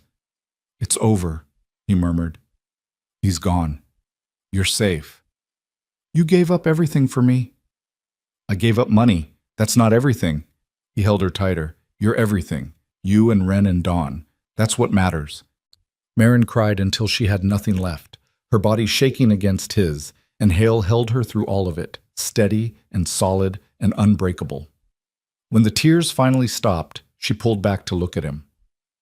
"What if more come?" she whispered. "What if there's another contract, another claim? Then I'll handle them too. All of them. Every single one." His voice was firm as bedrock. "Nobody's taking you away from here, Marin. I promise you that." She wanted to believe him. God, she wanted to believe him so badly. Outside, Ren called out, "Mama, come see my snow angel." Marin wiped her face, trying to pull herself together. Hale stood and offered his hand. "Come on," he said gently. "She's waiting." So Marin let him pull her up, let him guide her to the door, and stepped out into the cold sunshine where her daughter was waiting with a smile bright as stars. That night, after the children were asleep, Marin sat by the fire unable to settle. Her mind kept replaying Ashton's visit, the casual way he'd called her property, the certainty in his voice that he owned her. Even though Hale had sent him away, even though the contract was destroyed, she couldn't shake the feeling that it wasn't over. "You're thinking too loud," Hale said from his bedroll. "Sorry." "Don't apologize. Talk to me." Marin pulled her knees to her chest, staring into the flames. "What if I'm broken too badly to ever be whole?" "You're not broken." "I flinch every time you move too fast. I wake up panicking. I can't trust that this is real, that it won't all disappear." Her voice cracked. "The children deserve better than a mother who's falling apart." Hale sat up, his expression serious. "Those girls love you exactly as you are. They don't need you to be perfect. They just need you to be here." "What if being here isn't enough?" "It's more than enough." He moved to sit beside her, close but not touching. "You want to know what I see when I look at you? I see a woman who survived hell and came out still able to love, still able to hope. That's not broken, Marin. That's the strongest thing in the world." She turned to look at him, this quiet man who'd bought her freedom twice now, who asked for nothing and gave everything. "Why do you care so much?" "Because somewhere out there, my sister needed someone to care, and nobody did." His jaw tightened. "I can't save her, but I can save you. I can make sure you have the life she never got." "Is that all I am to you? A replacement for her?" "No." The word came out fierce. "You're Marin. You're the woman who holds those girls at night when they have nightmares. You're the one who sings while you make bread. You're the one who makes this cabin feel like home instead of just a place to sleep." He paused, something vulnerable crossing his face. "You're the first person I've wanted to talk to in the morning in 8 years. That's got nothing to do with my sister." Marin's breath caught. "Hale, I'm not asking for anything," he said quickly. "I'm just telling you the truth. You matter, Marin. Not because of what you've survived or what you do, just because you're you." The fire crackled between them, sparks rising into the darkness. Marin felt something shift in her chest, something she'd been holding back for weeks now, maybe months. "I'm scared," she whispered. "Of what?" "Of this. Of you. Of wanting something so badly it hurts." She looked at him fully. "I've never been allowed to want anything before. Every time I did, it got taken away. I'm not going anywhere." "You keep saying that." "Because it's true." Hale reached out slowly, giving her time to pull away, and took her hand. His palm was warm, calloused, steady. "I know you don't believe it yet, but I'll keep saying it until you do." Marin stared at their joined hands, at the way his fingers fit around hers like they belonged there. "What if I can't ever trust it completely?" "Then we work with that. We build something anyway." He squeezed gently. "You don't have to be healed to be loved, Marin. The words hit her like a physical blow, so unexpected and so needed that she couldn't speak. She just held onto his hand and let herself cry again, quieter this time, while the fire burned low and the children slept peacefully, and Hale stayed exactly where he was. 3 days later, Maureen woke burning with fever. It started as a headache, dull and persistent, then bloomed into full-body chills that left her shaking under every blanket in the cabin. By noon, she could barely stand. By evening, she was delirious, crying out for people who weren't there, thrashing in bed while her skin burned like fire. "Mama's sick," Wren whispered to Hale, her voice small and terrified. "Is she going to die like the bird?" "No," Hale said firmly, though his own fear was a living thing in his chest. "She's going to be fine. But I need you to be brave, okay? Can you help me take care of Dawn while I take care of Mama?" Wren nodded, her eyes huge. The next 2 days blurred into an endless cycle of cold cloths and herbs and prayers Hale hadn't said since his wife died. He forced water past Marin's cracked lips, bathed her fever-hot skin, held her when she thrashed, and called out names he didn't recognize. At night he tended to both girls alone, changing Dawn's swaddling cloths, feeding her goat's milk, reading stories to Wren in a voice that didn't shake no matter how scared he was. "Why isn't Mama waking up?" Wren asked on the second night, curled against Hale's side, while Dawn slept in her cradle. "She's fighting," Hale said quietly. "Her body's working hard to get better. We just have to wait." "What if she doesn't get better?" "She will." "But what if she doesn't?" Wren's voice was barely a whisper. "What happens to us?" Hale pulled her closer. "Then I take care of you anyway, both of you. That's not changing, Wren, no matter what." "Promise?" "I promise." Wren buried her face against his shoulder. "I'm scared, Papa." "Me too, little one. Me too." On the third morning, Marin's fever finally broke. Hale was dozing in the chair beside the bed, Dawn asleep in his arms, when he heard a soft sound. His eyes snapped open to find Marin looking at him, pale and weak, but awake. "Hey," she whispered, her voice like sandpaper. Relief hit him so hard he nearly sobbed. "Hey yourself." "How long?" 3 days. Marin's eyes widened. "The girls, are fine. They're both fine." He glanced down at Dawn, then across the room where Wren was still sleeping on her bedroll. "We managed." "You took care of them alone." "That's what family does." Marin's eyes filled with tears. "I'm sorry." "Don't." Hale shifted Dawn carefully, then reached out to touch Marin's cheek. "You have nothing to be sorry for. You were sick. It happens." "I heard you," she said quietly. "When I was fevered, I heard you reading to Wren, singing to Dawn, promising them you'd stay." Hale's throat tightened. "You weren't supposed to hear that." "I'm glad I did." She turned her face into his palm. "Papa stayed." The word hit him square in the chest.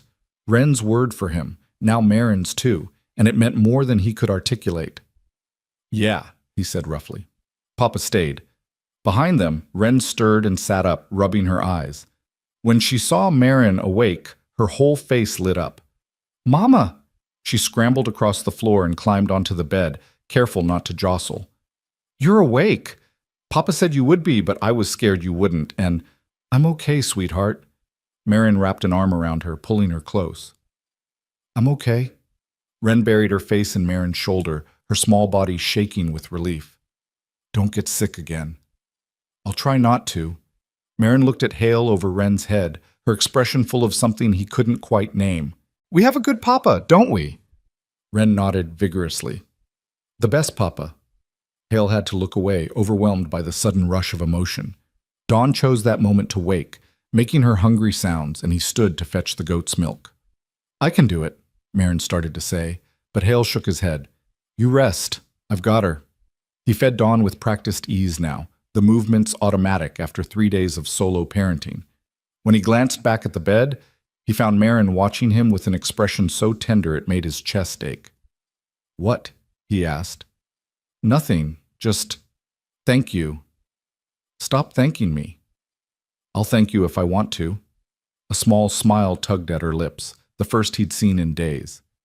You can't stop me, stubborn woman. You knew that when you bought me. The words were meant lightly, but they hung in the air awkwardly. Hale finished feeding Dawn and settled her back in the cradle before responding. I didn't buy you, he said quietly. I bought your freedom. There's a difference. I know. Marin's smile softened. I know that now. Recovery was slow. Marin's strength returned in increments, each day a little better than the last. Hale refused to let her do too much too soon, insisting she rest while he handled the heavier chores. Wren appointed herself nurse, bringing Marin water and telling her stories and generally being as helpful as a 3-year-old could be. You're good at this, Marin told Hale one afternoon, watching him expertly juggle Dawn on one hip while stirring soup with the other hand. Being a father, I'm making it up as I go. Aren't we all? She was sitting at the table now, strong enough to be upright but still pale. But you're good at it anyway. Hale shrugged, uncomfortable with the praise. They're easy to love. So are you. The words came out quiet, almost accidental, and Marin immediately looked away, her cheeks flushing. Hale went very still, the spoon frozen mid-stir. Marin, forget I said that. She stood abruptly, swaying slightly. I need to lie down. Wait! He set Dawn in her cradle and crossed to Marin in 3 strides, catching her elbow gently. Don't run from this. I'm not running. I'm just tired. Marin. He waited until she met his eyes. I need you to hear something. Hale, don't. When my wife died, I thought that was it for me. Thought I'd live alone in the woods until I died too. I made peace with it. His voice was rough but steady. Then you showed up. You and these girls. And suddenly the cabin wasn't empty anymore. Suddenly I had a reason to get up in the morning beyond just going through the motions. Marin's breath caught. What are you saying? I'm saying you're easy to love too. He reached up, tucking a strand of hair behind her ear with infinite gentleness. I'm saying I don't want you here out of obligation or debt or because you have nowhere else to go. I want you here because you want to be here, because this is home, because we're building something real. I'm terrified, she whispered. Of what? Of wanting this too much, of believing it's real and then having it torn away. Tears spilled over. I can't survive losing this, Hale. I can't. Then don't lose it. He cupped her face in both hands, his thumbs brushing away her tears. Stay. Choose to stay, not because you're trapped or scared or grateful, but because you want to. What if I break? Then I'll help you put the pieces back together. His forehead touched hers. We'll help each other. That's what love is. Marin's eyes flew open. Love? Hale smiled faintly. Yeah, love. Is that okay? She stared at him, this man who'd saved her and sheltered her and never once demanded anything in return, and felt something crack open in her chest, not breaking, but blooming. Yes, she breathed. Yes, it's okay. He kissed her then, soft and careful and full of promise, and Marin kissed him back with everything she had. When they finally pulled apart, both breathing hard, Wren's voice piped up from across the room. Are you and Mama getting married now? They broke apart, laughing, and found Wren watching them with an expression of pure delight. Maybe, Hale said, glancing at Marin. Would that be okay with you? Yes, Wren bounced excitedly. Can I wear a pretty dress? We'll see. Marin was smiling so wide her face hurt. Let's not get ahead of ourselves. But that night, after the children were asleep, Hale reached into his pocket and pulled out something small, an old iron ring, tarnished and simple, worn smooth with age. It was my father's, he said quietly, holding it out. Not an engagement ring exactly, more like a promise. If you want it. Marin looked at the ring, at his scarred hand holding it, at his face full of hope and fear and love. What kind of promise? That I stay, Hale said simply. No matter what, through good and bad, sickness and health, fear and joy. I stay. That's a wedding vow. Maybe. His lips quirked. Maybe I'm proposing, if that's okay. Marin's hands were shaking as she reached out and took the ring. It was too big for her finger, meant for a man's hand, but she slipped it on anyway and it felt right. "I stay too," she whispered. "That's my promise." Hale pulled her close, burying his face in her hair, and they stood there in the firelight while the wind howled outside, and the children slept peacefully, and everything felt, for the first time in Marin's life, completely and perfectly right. The next morning dawned clear and cold, the world covered in fresh snow that sparkled like diamonds. Marin woke with the ring still on her finger and smiled before she even opened her eyes. Wren noticed immediately at breakfast. "Mama, what's that?" "A promise ring," Marin said, holding it up to catch the light. "From Papa." "What does it promise?" "That we're family, always." "We're already family," Wren said matter-of-factly, then went back to her oatmeal. Hale caught Marin's eye across the table and she smiled back, and everything felt settled in a way she'd never experienced before. But that afternoon, everything shattered. They were in the yard, Wren playing in the snow while Marin hung laundry and Hale chopped wood, when Dawn started crying inside the cabin. Not her normal fussy cry, but something high and distressed that made Marin's blood run cold. She dropped the laundry and ran inside to find Dawn's face bright red, her breathing raspy and labored. "Hale!" The scream tore from her throat. "Hale!" He was there in seconds, and one look at Dawn told him everything. "Fever. Bad one." "No." Marin picked up her daughter with shaking hands. "No, no, no, she can't be sick. She's too small.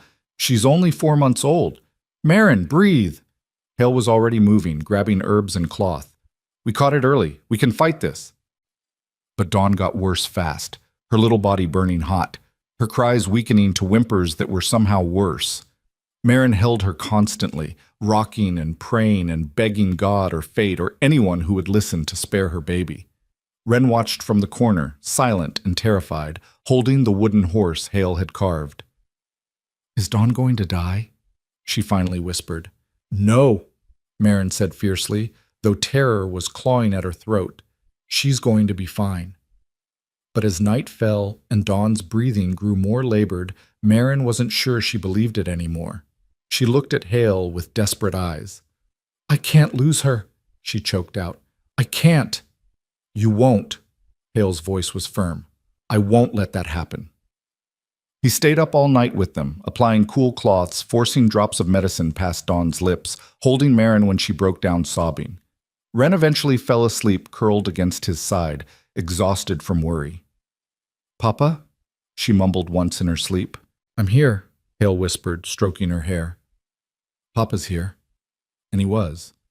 Through the long, terrible night, through Marin's fear and Dawn's suffering and Wren's nightmares, he stayed, solid and steady and refusing to let any of them fall apart. When dawn finally came, gray and cold, Dawn's fever broke. Her breathing eased, her color improved, and she finally, blessedly, slept peacefully. Marin collapsed against Hale, sobbing with relief. "She's okay. She's okay." "Yeah." His voice was rough with exhaustion and emotion. "She is." Wren woke then, saw Dawn sleeping normally, and burst into tears. Hale gathered both girls into his arms, holding all 3 of them while they cried. "We're okay," he kept saying. "We're all okay." And they were. Battered and exhausted and still scared, but together, always together. The days following Dawn's recovery were quiet, almost too quiet, as if the whole world was holding its breath. Marin found herself watching her daughter obsessively, checking her breathing every few minutes, waking in the night to make sure she was still warm and pink and alive. The terror of nearly losing her had burrowed deep into Marin's bones, making everything feel fragile, breakable. She was washing dishes one morning when her hand started shaking so badly she dropped a cup. It shattered on the floor, pieces scattering across the worn wood like tiny, sharp stars, and something inside Marin shattered with it. "No," she gasped, dropping to her knees. "No, no, no." She tried to gather the pieces, cutting her palm on the sharp edge, blood welling bright red against her skin. The sight of it sent her spiraling further. "I broke it," she whispered, her voice rising with each word. "I broke it. I ruin everything. I can't keep anything safe. I couldn't save her. I almost lost her. I break everything I touch." "Marin." Hale was there, kneeling beside her, gently taking her bleeding hand. Stop. You're hurt. It doesn't matter. Nothing matters. I'm going to break the girls too. I'm going to fail them. I can't do this. I can't. Look at me. His voice was firm but gentle, his hand steady on hers. You're not broken. You didn't break anything that matters. It's just a cup. It's not about the cup. The words tore from her throat, raw and desperate. It's about everything. I'm terrified all the time, Hale. Terrified that this will all disappear, that someone will come take them away, that I'll wake up and it'll all be gone. I can't breathe. I can't. She was sobbing now, great heaving gasps that shook her whole body. Hale pulled her against his chest, one hand in her hair, the other wrapped tight around her back. You're allowed to be scared, he murmured. After everything you've been through, you're allowed to fall apart sometimes. What if I can't put myself back together? Then I'll help. He pulled back enough to look at her, his pale eyes fierce and certain. Marin, you are the strongest person I've ever met. You survived being sold. You gave birth in chains. You took 2 broken children and gave them a home. A broken cup doesn't change any of that. I feel like I'm drowning. I know. He wiped her tears with his thumbs, careful of her cut hand. But you're not alone in the water. I'm right here. Wren appeared in the doorway then, her face worried. Mama, are you sad? Marin tried to pull herself together, to be strong for her daughter, but she couldn't stop crying. I'm okay, sweetheart. It's okay to be sad, Wren said solemnly, crossing the room to wrap her small arms around Marin's neck. When I'm sad, you hold me, so I'll hold you. The simple gesture broke something open in Marin's chest. She held Wren close, this child who'd been abandoned and hurt, but still knew how to comfort, and let herself cry until there was nothing left. When the storm finally passed, Hale cleaned and bandaged her hand while Wren swept up the broken cup with exaggerated care. Dawn gurgled happily from her cradle, oblivious to the emotional wreckage around her. I'm sorry, Marin said quietly, watching Hale wrap cloth around her palm, for falling apart like that. Don't apologize for being human. He tied off the bandage gently. You're carrying a lot, Marin. Sometimes it gets too heavy. That's okay. Is it, though? These girls need me to be strong. These girls need you to be real. Hale glanced at Wren, who was depositing the broken pieces carefully into the trash. They need to know it's okay to be scared sometimes, to ask for help. You're teaching them that right now. Marin looked at him, this man who'd seen her at her absolute lowest and never once looked away. How are you so patient with me? Because I know what it's like to be broken too. His expression was soft but sad. After my wife died, I spent 6 months sitting in this cabin staring at walls. Didn't eat, didn't sleep, didn't do anything but exist. I was broken in a way I didn't think I'd come back from. What changed? Nothing dramatic. I just woke up one morning and thought, she wouldn't want me to live like this? So I got up, did the work, kept going. He squeezed her uninjured hand. Some days that's all you can do. Just keep going. And some days you need someone to help you. That's what I'm here for. I love you, Marin whispered, the words tumbling out before she could stop them. I know I already said it with the ring, but I need you to hear it. I love you, Hale Murdoch. Not because you saved me or because I owe you. Just because you're you. His eyes softened, something vulnerable and raw crossing his features. I love you too. More than I thought I could love anyone again. They sat there on the floor surrounded by the ordinary chaos of their life, broken cups and bandages and children playing, and it felt sacred somehow. Real in a way nothing in Marin's life had ever been real before. That evening, after the children were asleep, Hale pulled out a small wooden box Marin had never seen before. Inside was a collection of items, a faded photograph of a young woman with kind eyes, a child's handkerchief embroidered with flowers, a lock of dark hair tied with string. My wife, Hale said quietly, touching the photograph. Emma, and our daughter Grace. She would have been 8 now. Marin looked at the photograph, at the woman's smile, and felt a surge of complex emotion, sadness for his loss, gratitude that he'd loved someone so deeply, and a strange kind of connection to this woman she'd never meet. She was beautiful. She was. Gentle, patient, good in ways I never was. Hale's voice was thick with old grief. I loved her completely. When she died, I thought that was it. Thought I'd used up all my capacity for love. But you didn't. No. He looked at Marin. Turns out the heart's got more room than you think. Doesn't mean I love Emma less. Just means there's space for you too. I'm not trying to replace her. I know, you couldn't if you tried. You're completely different people. He closed the box carefully. But that's good. I don't want a replacement. I want you, exactly as you are. Marin touched the ring on her finger, the one that had belonged to his father. Does it bother you, giving me this? Does it feel like you're betraying her memory? No. Hale's answer was immediate and certain. Emma would have liked you. She would have wanted me to find someone, to be happy again. His smile was sad but genuine. She was always better at forgiveness than I was, better at moving forward. I wish I could have known her. Me too. He put the box away carefully, then turned back to Marin. But I'm glad I know you. Glad you're here. Glad we're building this together. Even with all my broken pieces? Especially with them. He pulled her close, kissing her forehead. The broken pieces are what make you strong. The next few weeks passed in a rhythm of healing and growing. Marin's hand mended, the cut fading to a pale pink line across her palm. Dawn grew stronger, her laugh becoming more frequent, her curiosity about the world expanding daily. Wren helped with chores with increasing competence, proud of every task she could accomplish. And slowly, carefully, Marin learned to trust the stability of it all. One afternoon in late November, she was folding laundry when Wren came running inside, her face flushed with excitement. Mama, Papa says we can go to town tomorrow for supplies and maybe peppermint sticks. Marin's stomach clenched. Town meant people. People meant questions. Questions meant danger. I don't know if that's a good idea, she said carefully. Wren's face fell. But Papa promised. I know, sweetheart. Let me talk to him. She found Hale in the barn mending a bridle.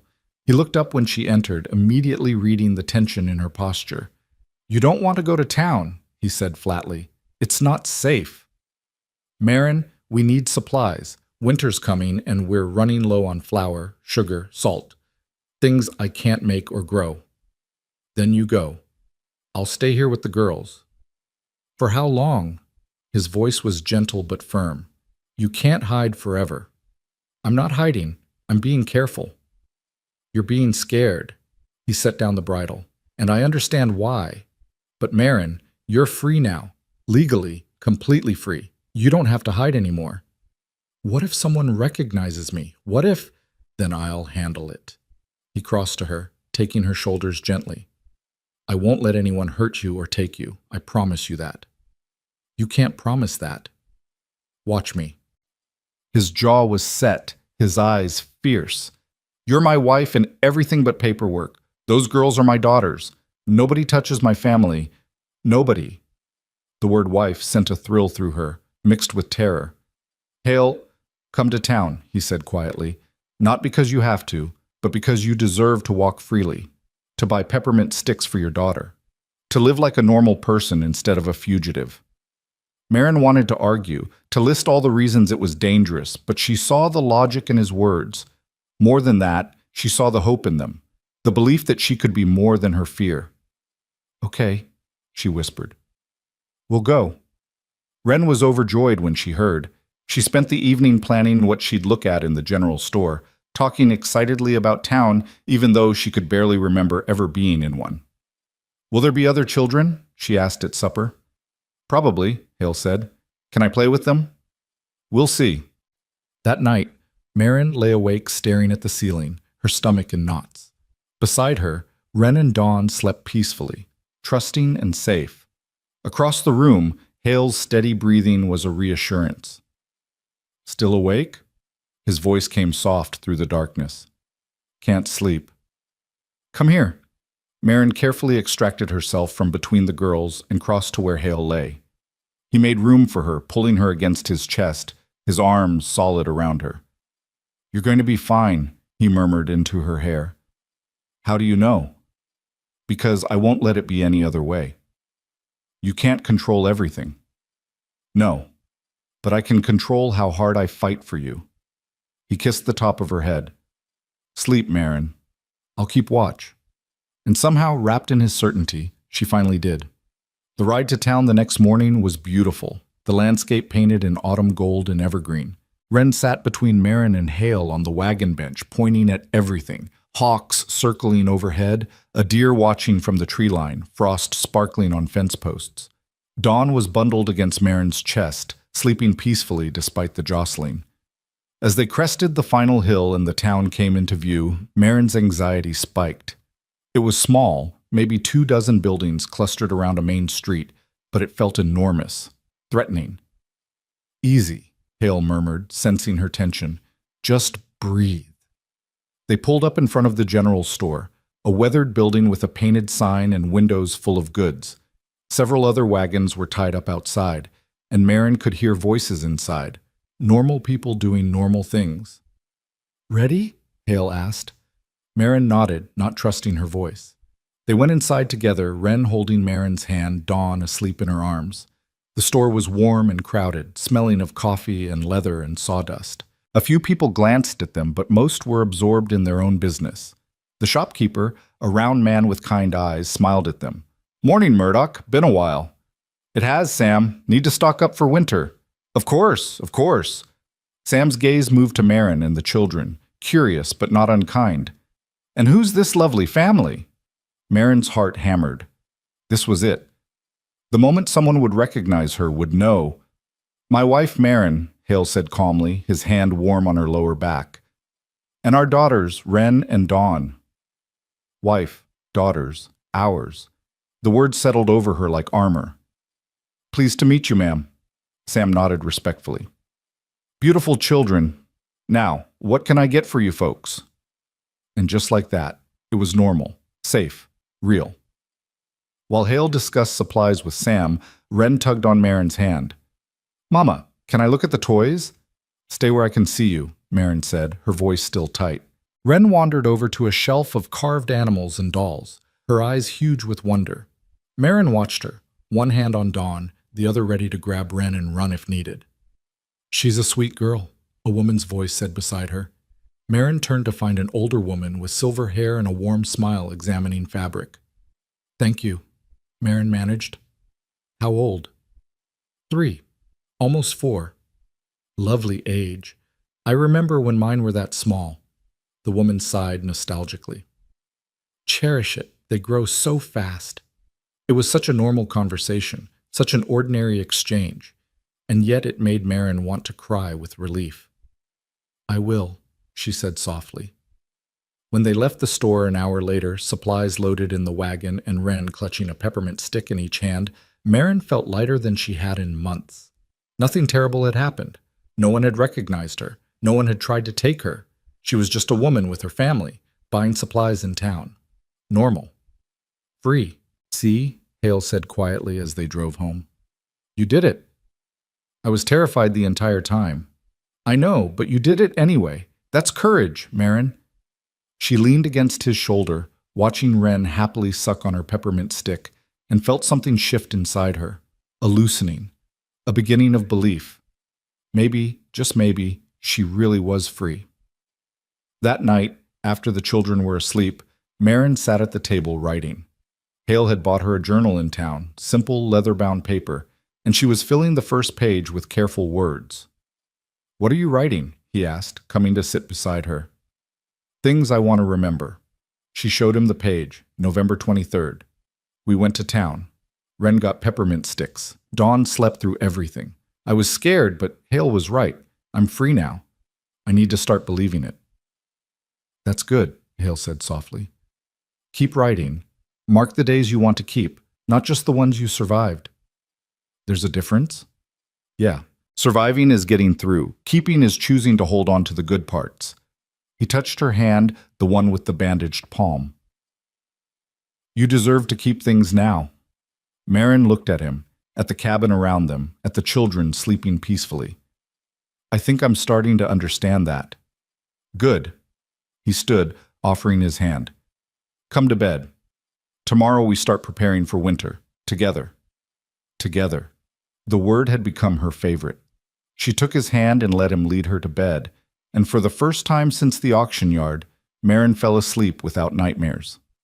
Winter came hard that year, turning the world white and silent. Snow piled high against the cabin walls, and ice crusted the windows in delicate patterns. They stayed inside most days, keeping the fire burning hot, telling stories and playing games with Wren, while Dawn learned to sit up and babble. It was the happiest Maren had ever been. One evening, in December, Hale came inside from feeding the animals with snow clinging to his coat and a thoughtful expression on his face. "What?" Maren asked, looking up from where she was teaching Wren to sew. "Been thinking," he said, hanging up his coat, "about making this official." "Making what official?" "Us." He crossed to her, snowmelt still glistening in his hair. "Maren, I know I already gave you the ring, already said the words, but I want to make it legal. Want you to have my name officially. Want these girls to have it too." Maren's breath caught. "You want to marry me? Isn't that what we've been building toward? I didn't think you'd actually—" She couldn't finish the sentence, emotions tangling in her throat. "Why wouldn't I?" Hale knelt beside her chair, taking her hands. "You're already my wife in every way that matters. I just want the world to know it, too." "What about your wife, Emma?"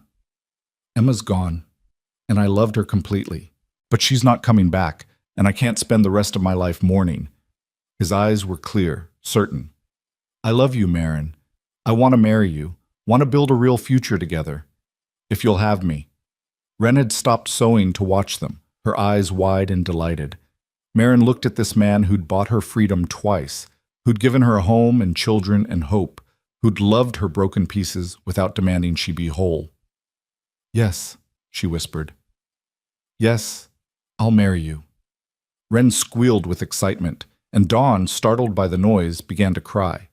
They all laughed, the moment dissolving into happy chaos as Hale pulled Maren into his arms and Wren danced around them singing about weddings. "When?" Maren asked, still wrapped in his embrace. "Spring," Hale said. "When the wildflowers bloom. We'll do it simple. Just us and the girls and maybe a preacher if we can find one willing to come out here." "I don't need a preacher." "No?" "No." Maren pulled back to look at him.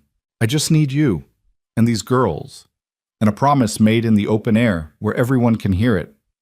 Then that's what we'll do." He kissed her forehead.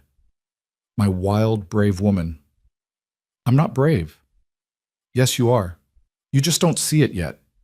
That night, lying in bed with Wren on one side and Dawn in her cradle beside them, Maren whispered into the darkness, "Are we really doing this?" "If you want to," Hale answered from his bedroll. "I do. I just can't quite believe it's real." "It's real." His voice was warm with certainty. "As real as anything I've ever known." Maren touched the ring on her finger, turning it slowly. "What if I'm not a good wife?" "You already are." "What if I fail? What if I can't be what you need?" "Maren." Hale sat up, his silhouette visible in the dim firelight. "I don't need you to be anything except yourself. That's always been enough." "How can you be so sure?" "Because I know you. I've seen you at your lowest and your highest. I've seen you scared and brave and angry and gentle, and I love all of it." He paused. "Do you love me?" "Yes." The answer came without hesitation. "Then that's all that matters. Everything else we'll figure out together." Together. That word again, solid as stone and warm as fire. "Okay," Maren whispered. "Then let's do it. Let's get married in the spring." "Promise?" "Promise." She heard him lie back down, heard his breathing settle into the rhythm of sleep. Beside her, Wren stirred and mumbled, "Pretty dress?" In her sleep. Maren smiled in the darkness, touching her daughter's hair gently. "Yes, sweetheart. You can have a pretty dress." And as snow continued to fall outside, blanketing the world in white silence, Maren let herself believe in something she'd never thought possible. A future built on choice and love and staying. A future that was finally, truly hers. Winter melted into early spring with a slowness that made Maren ache with anticipation. The snow retreated from the meadows, revealing tender green shoots pushing through the mud. Birds returned, filling the mornings with song, and the wildflowers began to bloom, first the white trilliums, then the yellow buttercups, and finally the purple lupines that carpeted the hillside behind the cabin in waves of color.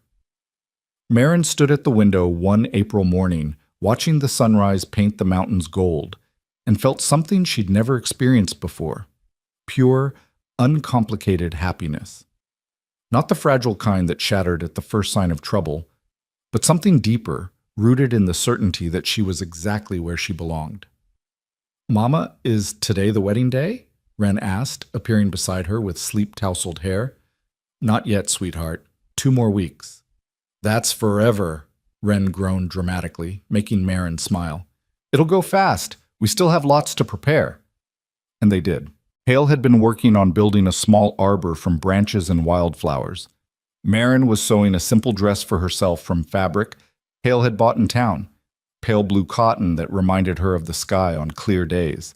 Wren had insisted on a dress too, and Marin had made her one from yellow fabric, bright as sunshine. "What about Dawn?" Wren asked, watching her baby sister crawl across the floor with determined focus. "She needs a pretty dress too." "She'll wear her white gown," Marin said, "the one we made for her." "And Papa? What will Papa wear?" "His best shirt and trousers, the ones without patches." Wren considered this seriously. "Will there be cake?" "I'll make one if I can figure out how." "Can I help?" "Of course!" Marin pulled Wren close, kissing the top of her head. "You're my best helper."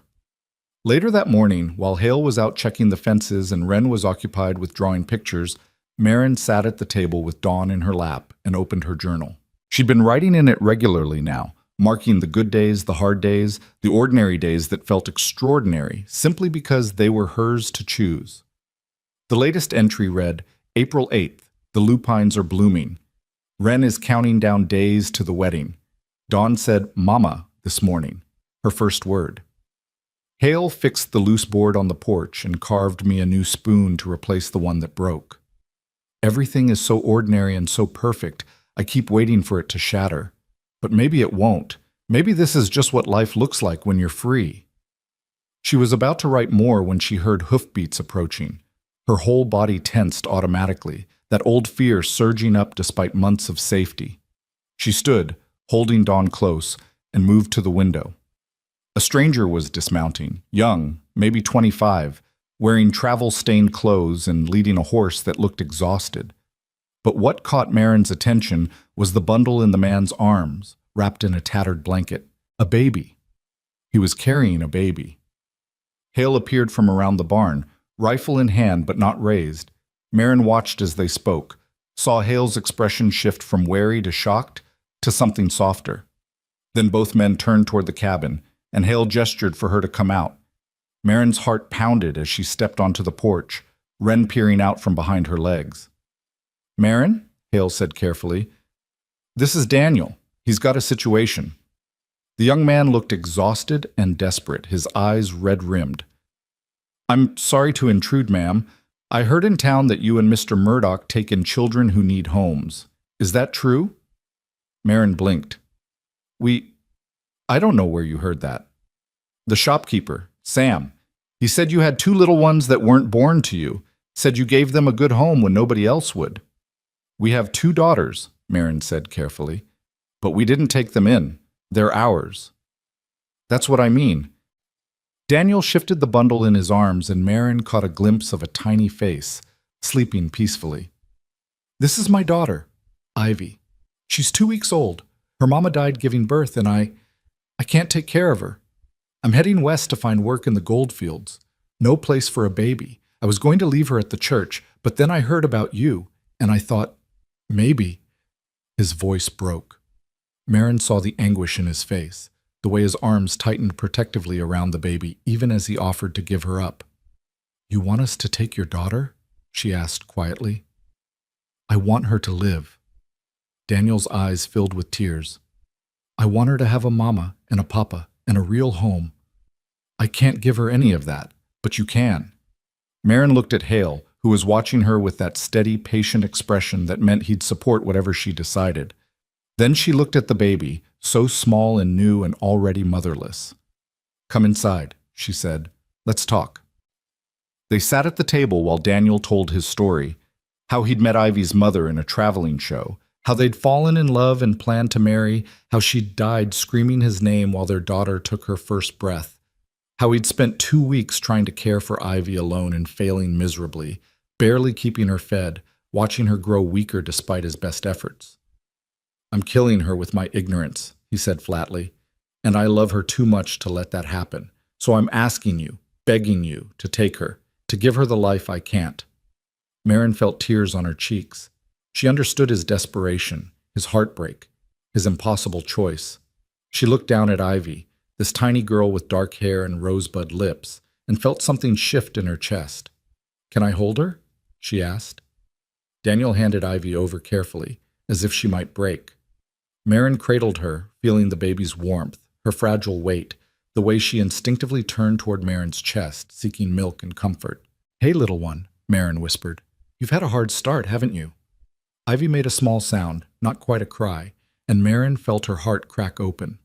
Beside her, Wren had climbed onto a chair to peer at the baby, her eyes wide. "Is she staying?" Wren asked. "I don't know yet, sweetheart. She should stay. She needs a family." Out of the mouths of children. Maren looked at Hale, who came to stand beside her, looking down at Ivy with an unreadable expression. "3 children," he said quietly. "That's a lot." "I know." "We'd need to expand the cabin, build another room." "I know." "And we just got settled into a routine with these 2. "I know." Maren met his eyes. "But look at her, Hale. She needs us. So did you once. So did Wren. So did Dawn." His expression softened. "Seems like we're building a habit of taking in strays." "Is that a yes?" Hale reached out and touched Ivy's tiny hand. She gripped his finger immediately, holding tight with surprising strength. He smiled faintly. "Yeah, it's a yes." Daniel broke down crying, relief and grief warring on his face. "Thank you. God, thank you." "You're sure?" Maren asked him gently. "Once you leave, that's it. She's ours. You won't have any claim to her." "I know." He wiped his face roughly. "That's what I want. For her to have a real family, to not spend her life wondering why her daddy abandoned her." He stood, backing toward the door as if staying any longer would break his resolve. Tell her I loved her. Tell her I did this because I loved her." "We will," Maren promised. They watched him ride away, his shoulders shaking with sobs, and Maren held Ivy closer. The baby had woken now, looking around with unfocused eyes, her tiny mouth working. "She's hungry," Maren said. "Hale, we need goat's milk, and clean cloths, and I'll get everything." He kissed her forehead, then Ivy's. "Welcome home, little one." That night, after they'd fed Ivy and gotten her settled in a makeshift bed beside Dawn's cradle, after Wren had fallen asleep whispering excited plans about having 2 baby sisters, Maren sat with Hale by the dying fire. 3 children, she said wonderingly. "How did this happen?" "You opened your heart," Hale said simply, "and they came." Daniel called me Mama, to Ivy. He said, "This is your Mama now." "And is she?" "Yes." The word came out certain, fierce. "She's mine. They're all mine." "Ours," Hale corrected gently. "Ours," Maren agreed, leaning against his shoulder. "Hale, do you think we're crazy? Taking in a 3rd child 2 weeks before our wedding?" "Probably." He wrapped his arm around her. "But that's never stopped us before. What if I can't do this? What if 3 is too many?" "Then we'll figure it out, together." He kissed her hair. "You're already a wonderful mother, Maren. 1 more won't change that. I was property 18 months ago, sold like cattle. And now I'm a mother of 3 about to get married." She shook her head in disbelief. "Sometimes I can't reconcile who I was with who I am now." "That's because you're not the same person anymore." Hale pulled back to look at her. "You've grown, changed, healed. The woman in that auction yard was surviving. The woman sitting here now is living. There's a difference." Because of you. No, because of you. I just gave you the space to become yourself. Marin looked at this man who'd seen her at her absolute lowest and loved her anyway, who'd bought her freedom and never demanded payment, who'd built a family with her from broken pieces. I love you, she said, more than I have words for. I love you too. He stood, offering his hand. Come to bed. Tomorrow we start preparing for a wedding and learning how to care for a newborn. We'll need our rest. The next 2 weeks passed in a blur of activity and adjustment. Ivy proved to be a fussy baby, crying frequently and struggling to keep down the goat's milk. Marin spent long nights walking the floor with her, singing soft songs and praying she was doing it right. Dawn, newly mobile and jealous of the attention, became clingy and demanding. Wren tried to help, but mostly created more work by insisting on holding Ivy constantly. I'm drowning, Marin admitted to Hale one exhausted morning. The wedding is in 4 days and I haven't finished my dress, and Ivy won't stop crying, and Dawn is teething, and Wren spilled flour all over the kitchen, and I don't know how to do this. Hale took Ivy from her arms, settled her against his chest with practiced ease, and said, Then we postpone the wedding. What? No. Why not? We're already living as husband and wife. A few more weeks won't change anything. But Wren's been so excited, and the wildflowers will fade, and none of it matters as much as you being ready. He bounced Ivy gently, and she quieted, mesmerized by his deep voice. Marin, we can get married any time. There's no rush. There is, though. She sat down heavily at the table, exhaustion pulling at every muscle. I need to know it's real, that this is permanent. I need the words said out loud where God and everyone can hear them. I need... She stopped, throat closing up with emotion. You need what? Hale asked gently. I need to not be property anymore. I need a name that's mine because I chose it, not because someone bought me and gave it to me. Tears spilled over. I need to be Marin Murdoch, legally, really, so nobody can ever take it away. Understanding dawned in Hale's eyes. Then we don't postpone. We just simplify. Forget the arbor and the cake and all the extra. We'll say the words that matter, and that's enough. But Wren wants you happy, that's all. He shifted Ivy to one arm and reached out to cup Marin's face with his free hand. 4 days from now, in whatever state we're in, we're getting married, even if Ivy's screaming and Dawn's crying and Wren's covered in mud. We'll say the words and mean them, and that's all that matters. Marin leaned into his touch, letting his certainty anchor her. Promise? Promise. The morning of the wedding dawned clear and warm, the kind of perfect spring day that felt like a gift. Marin woke early, her stomach fluttering with nerves and anticipation. Beside her, Wren was already awake, practically vibrating with excitement. Is it today? Is it really today? It's really today, sweetheart, Wren squealed and launched herself at Marin, hugging her tight. In her cradle, Dawn stirred and babbled, and from the makeshift bed beside her, Ivy let out a lusty cry announcing she was awake and hungry. All right, girls, Marin said, laughing despite her exhaustion. Let's get this day started. They spent the morning in organized chaos, bathing children, dressing them in their carefully made dresses, trying to keep them clean while Marin finished getting herself ready. Hale had tactfully disappeared to the barn, giving her space, though she could hear him whistling while he worked. When she finally pulled on her blue dress and looked at herself in the small mirror, Marin barely recognized the woman staring back. She looked healthy, happy, loved. The hollow-eyed girl from the auction yard was gone, replaced by someone stronger. Someone who'd survived and grown and chosen to love despite everything that tried to break her. You look beautiful, Mama, Wren breathed, appearing beside her. Like a princess. Thank you, sweetheart. Marin knelt down, adjusting Wren's yellow dress. You look beautiful, too. And Dawn? And Ivy? Marin glanced at her youngest daughters, both dressed in white and looking angelic despite Dawn's tendency to drool and Ivy's constant fussing. Everyone looks perfect. Is it time? Almost. Let me just... A knock on the door interrupted her. Marin opened it to find Hale standing there in his best shirt and trousers, his hair still damp from washing and her breath caught. He looked handsome in a rough, weathered way that made her heart skip. You ready? He asked, his voice soft. Yes. She picked up Dawn, while Wren took Ivy in her arms with careful concentration. Let's do this. They walked together to the meadow behind the cabin, where the wildflowers grew thick and fragrant.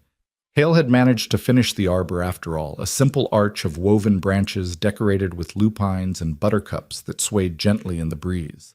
No guests, no preacher, no audience except the mountains and sky, and 3 little girls who were their whole world.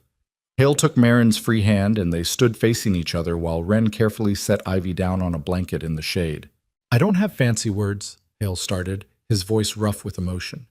Never been good at speeches, but I know what I want to say. He squeezed her hand. Marin Dale, you came into my life in chains and somehow set me free. You taught me that love isn't about possession or control. It's about choosing someone every single day and building something real together. You're brave and fierce and broken and beautiful, and I love every part of you. I promise to stay, through good times and bad, through fear and joy, through crying babies and hard winters and whatever else comes. I stay. That's my vow. Marin was crying openly now, tears streaming down her face. Hale Murdoch, she managed through her tears. You bought my freedom when I had none. You gave me a home when I was homeless. You loved me when I was unlovable.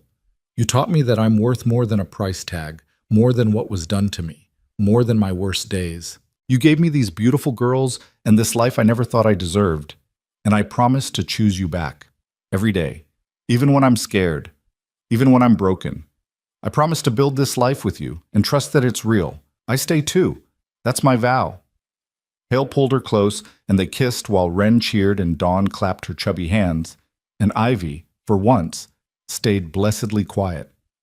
When they broke apart, both laughing and crying, Marin felt something settle deep in her chest, a sense of rightness, of home. Are we married now? Wren asked. Yes, sweetheart, Marin said. We're married now. So we're really a family?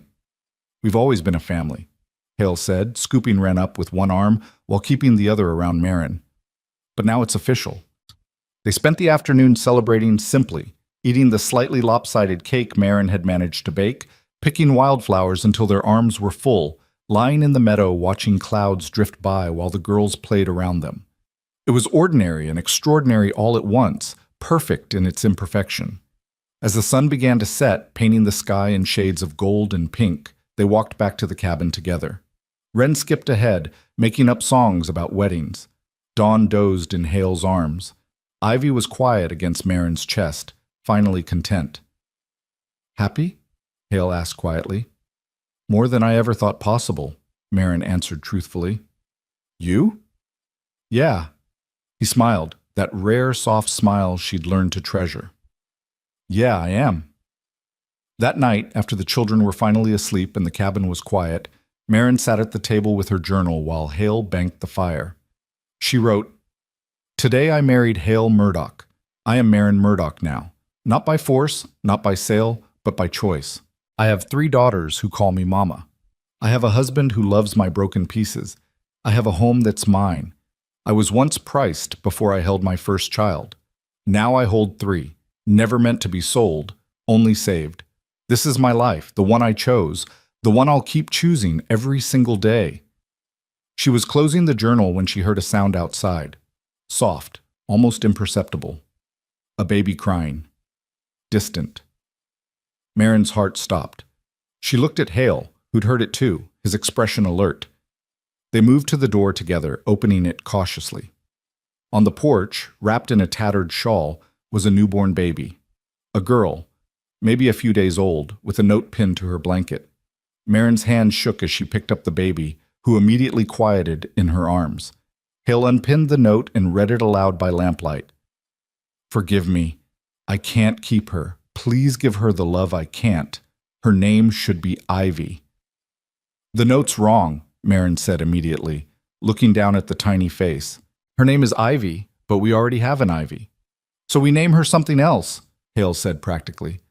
Marin thought about the baby in her arms, left on their doorstep because someone, somewhere, had heard that this was a place where broken things could be mended, a place where children found homes, a place where love grew even in the darkest soil.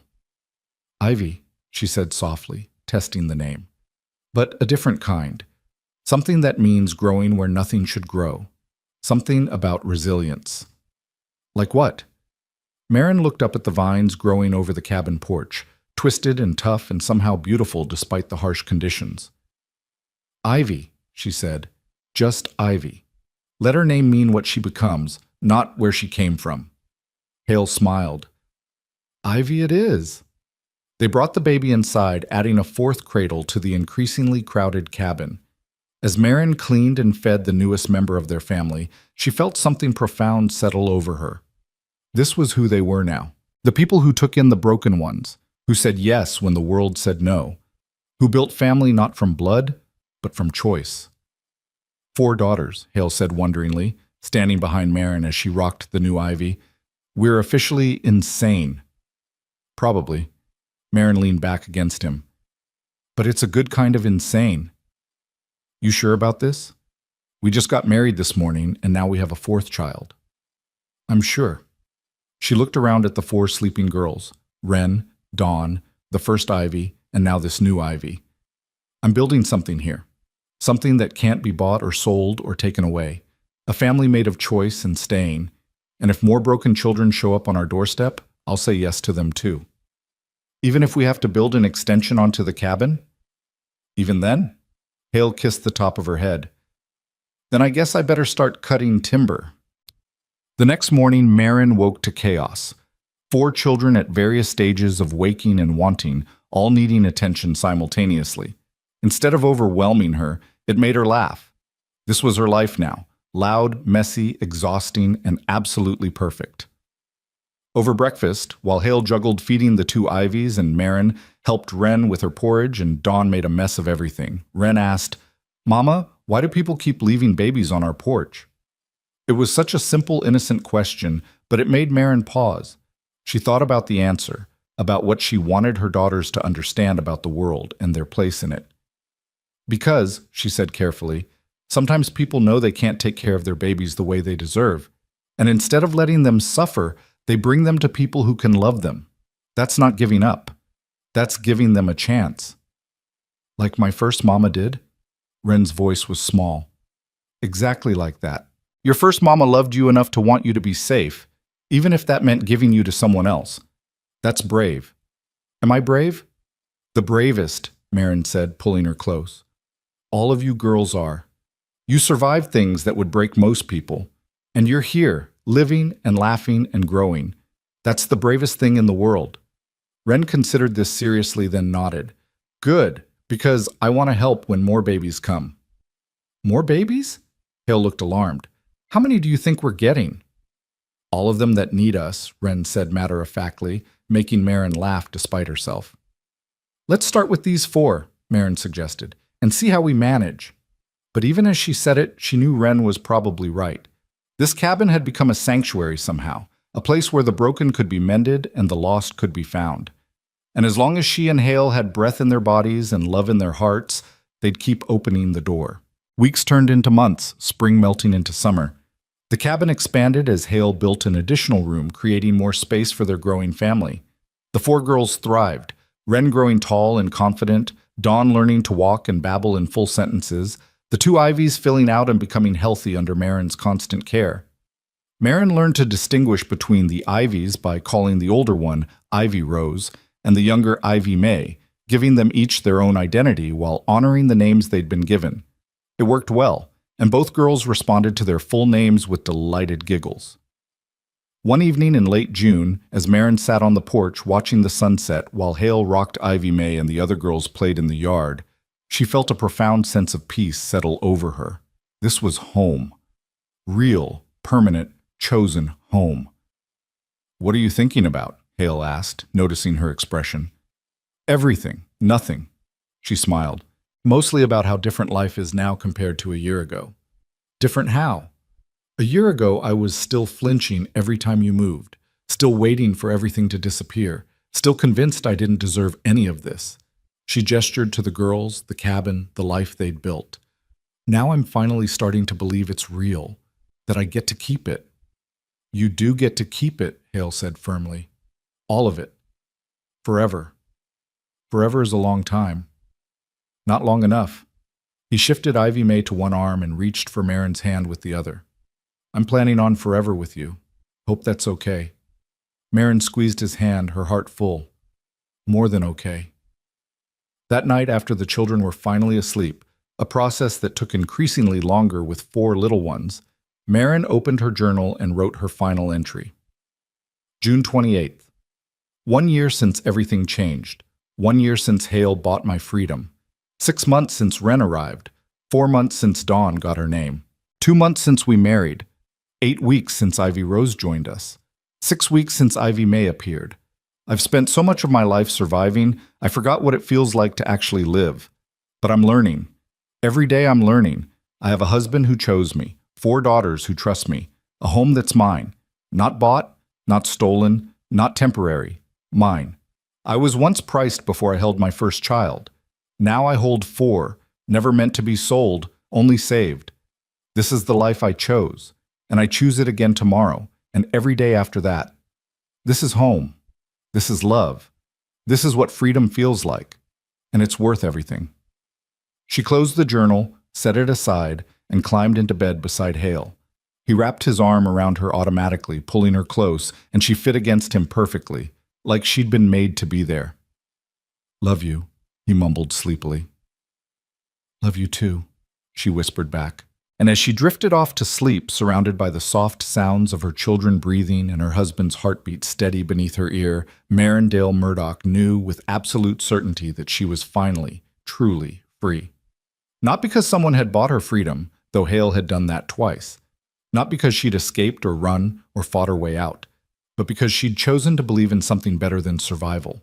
She'd chosen to trust, to love, to build a life from broken pieces.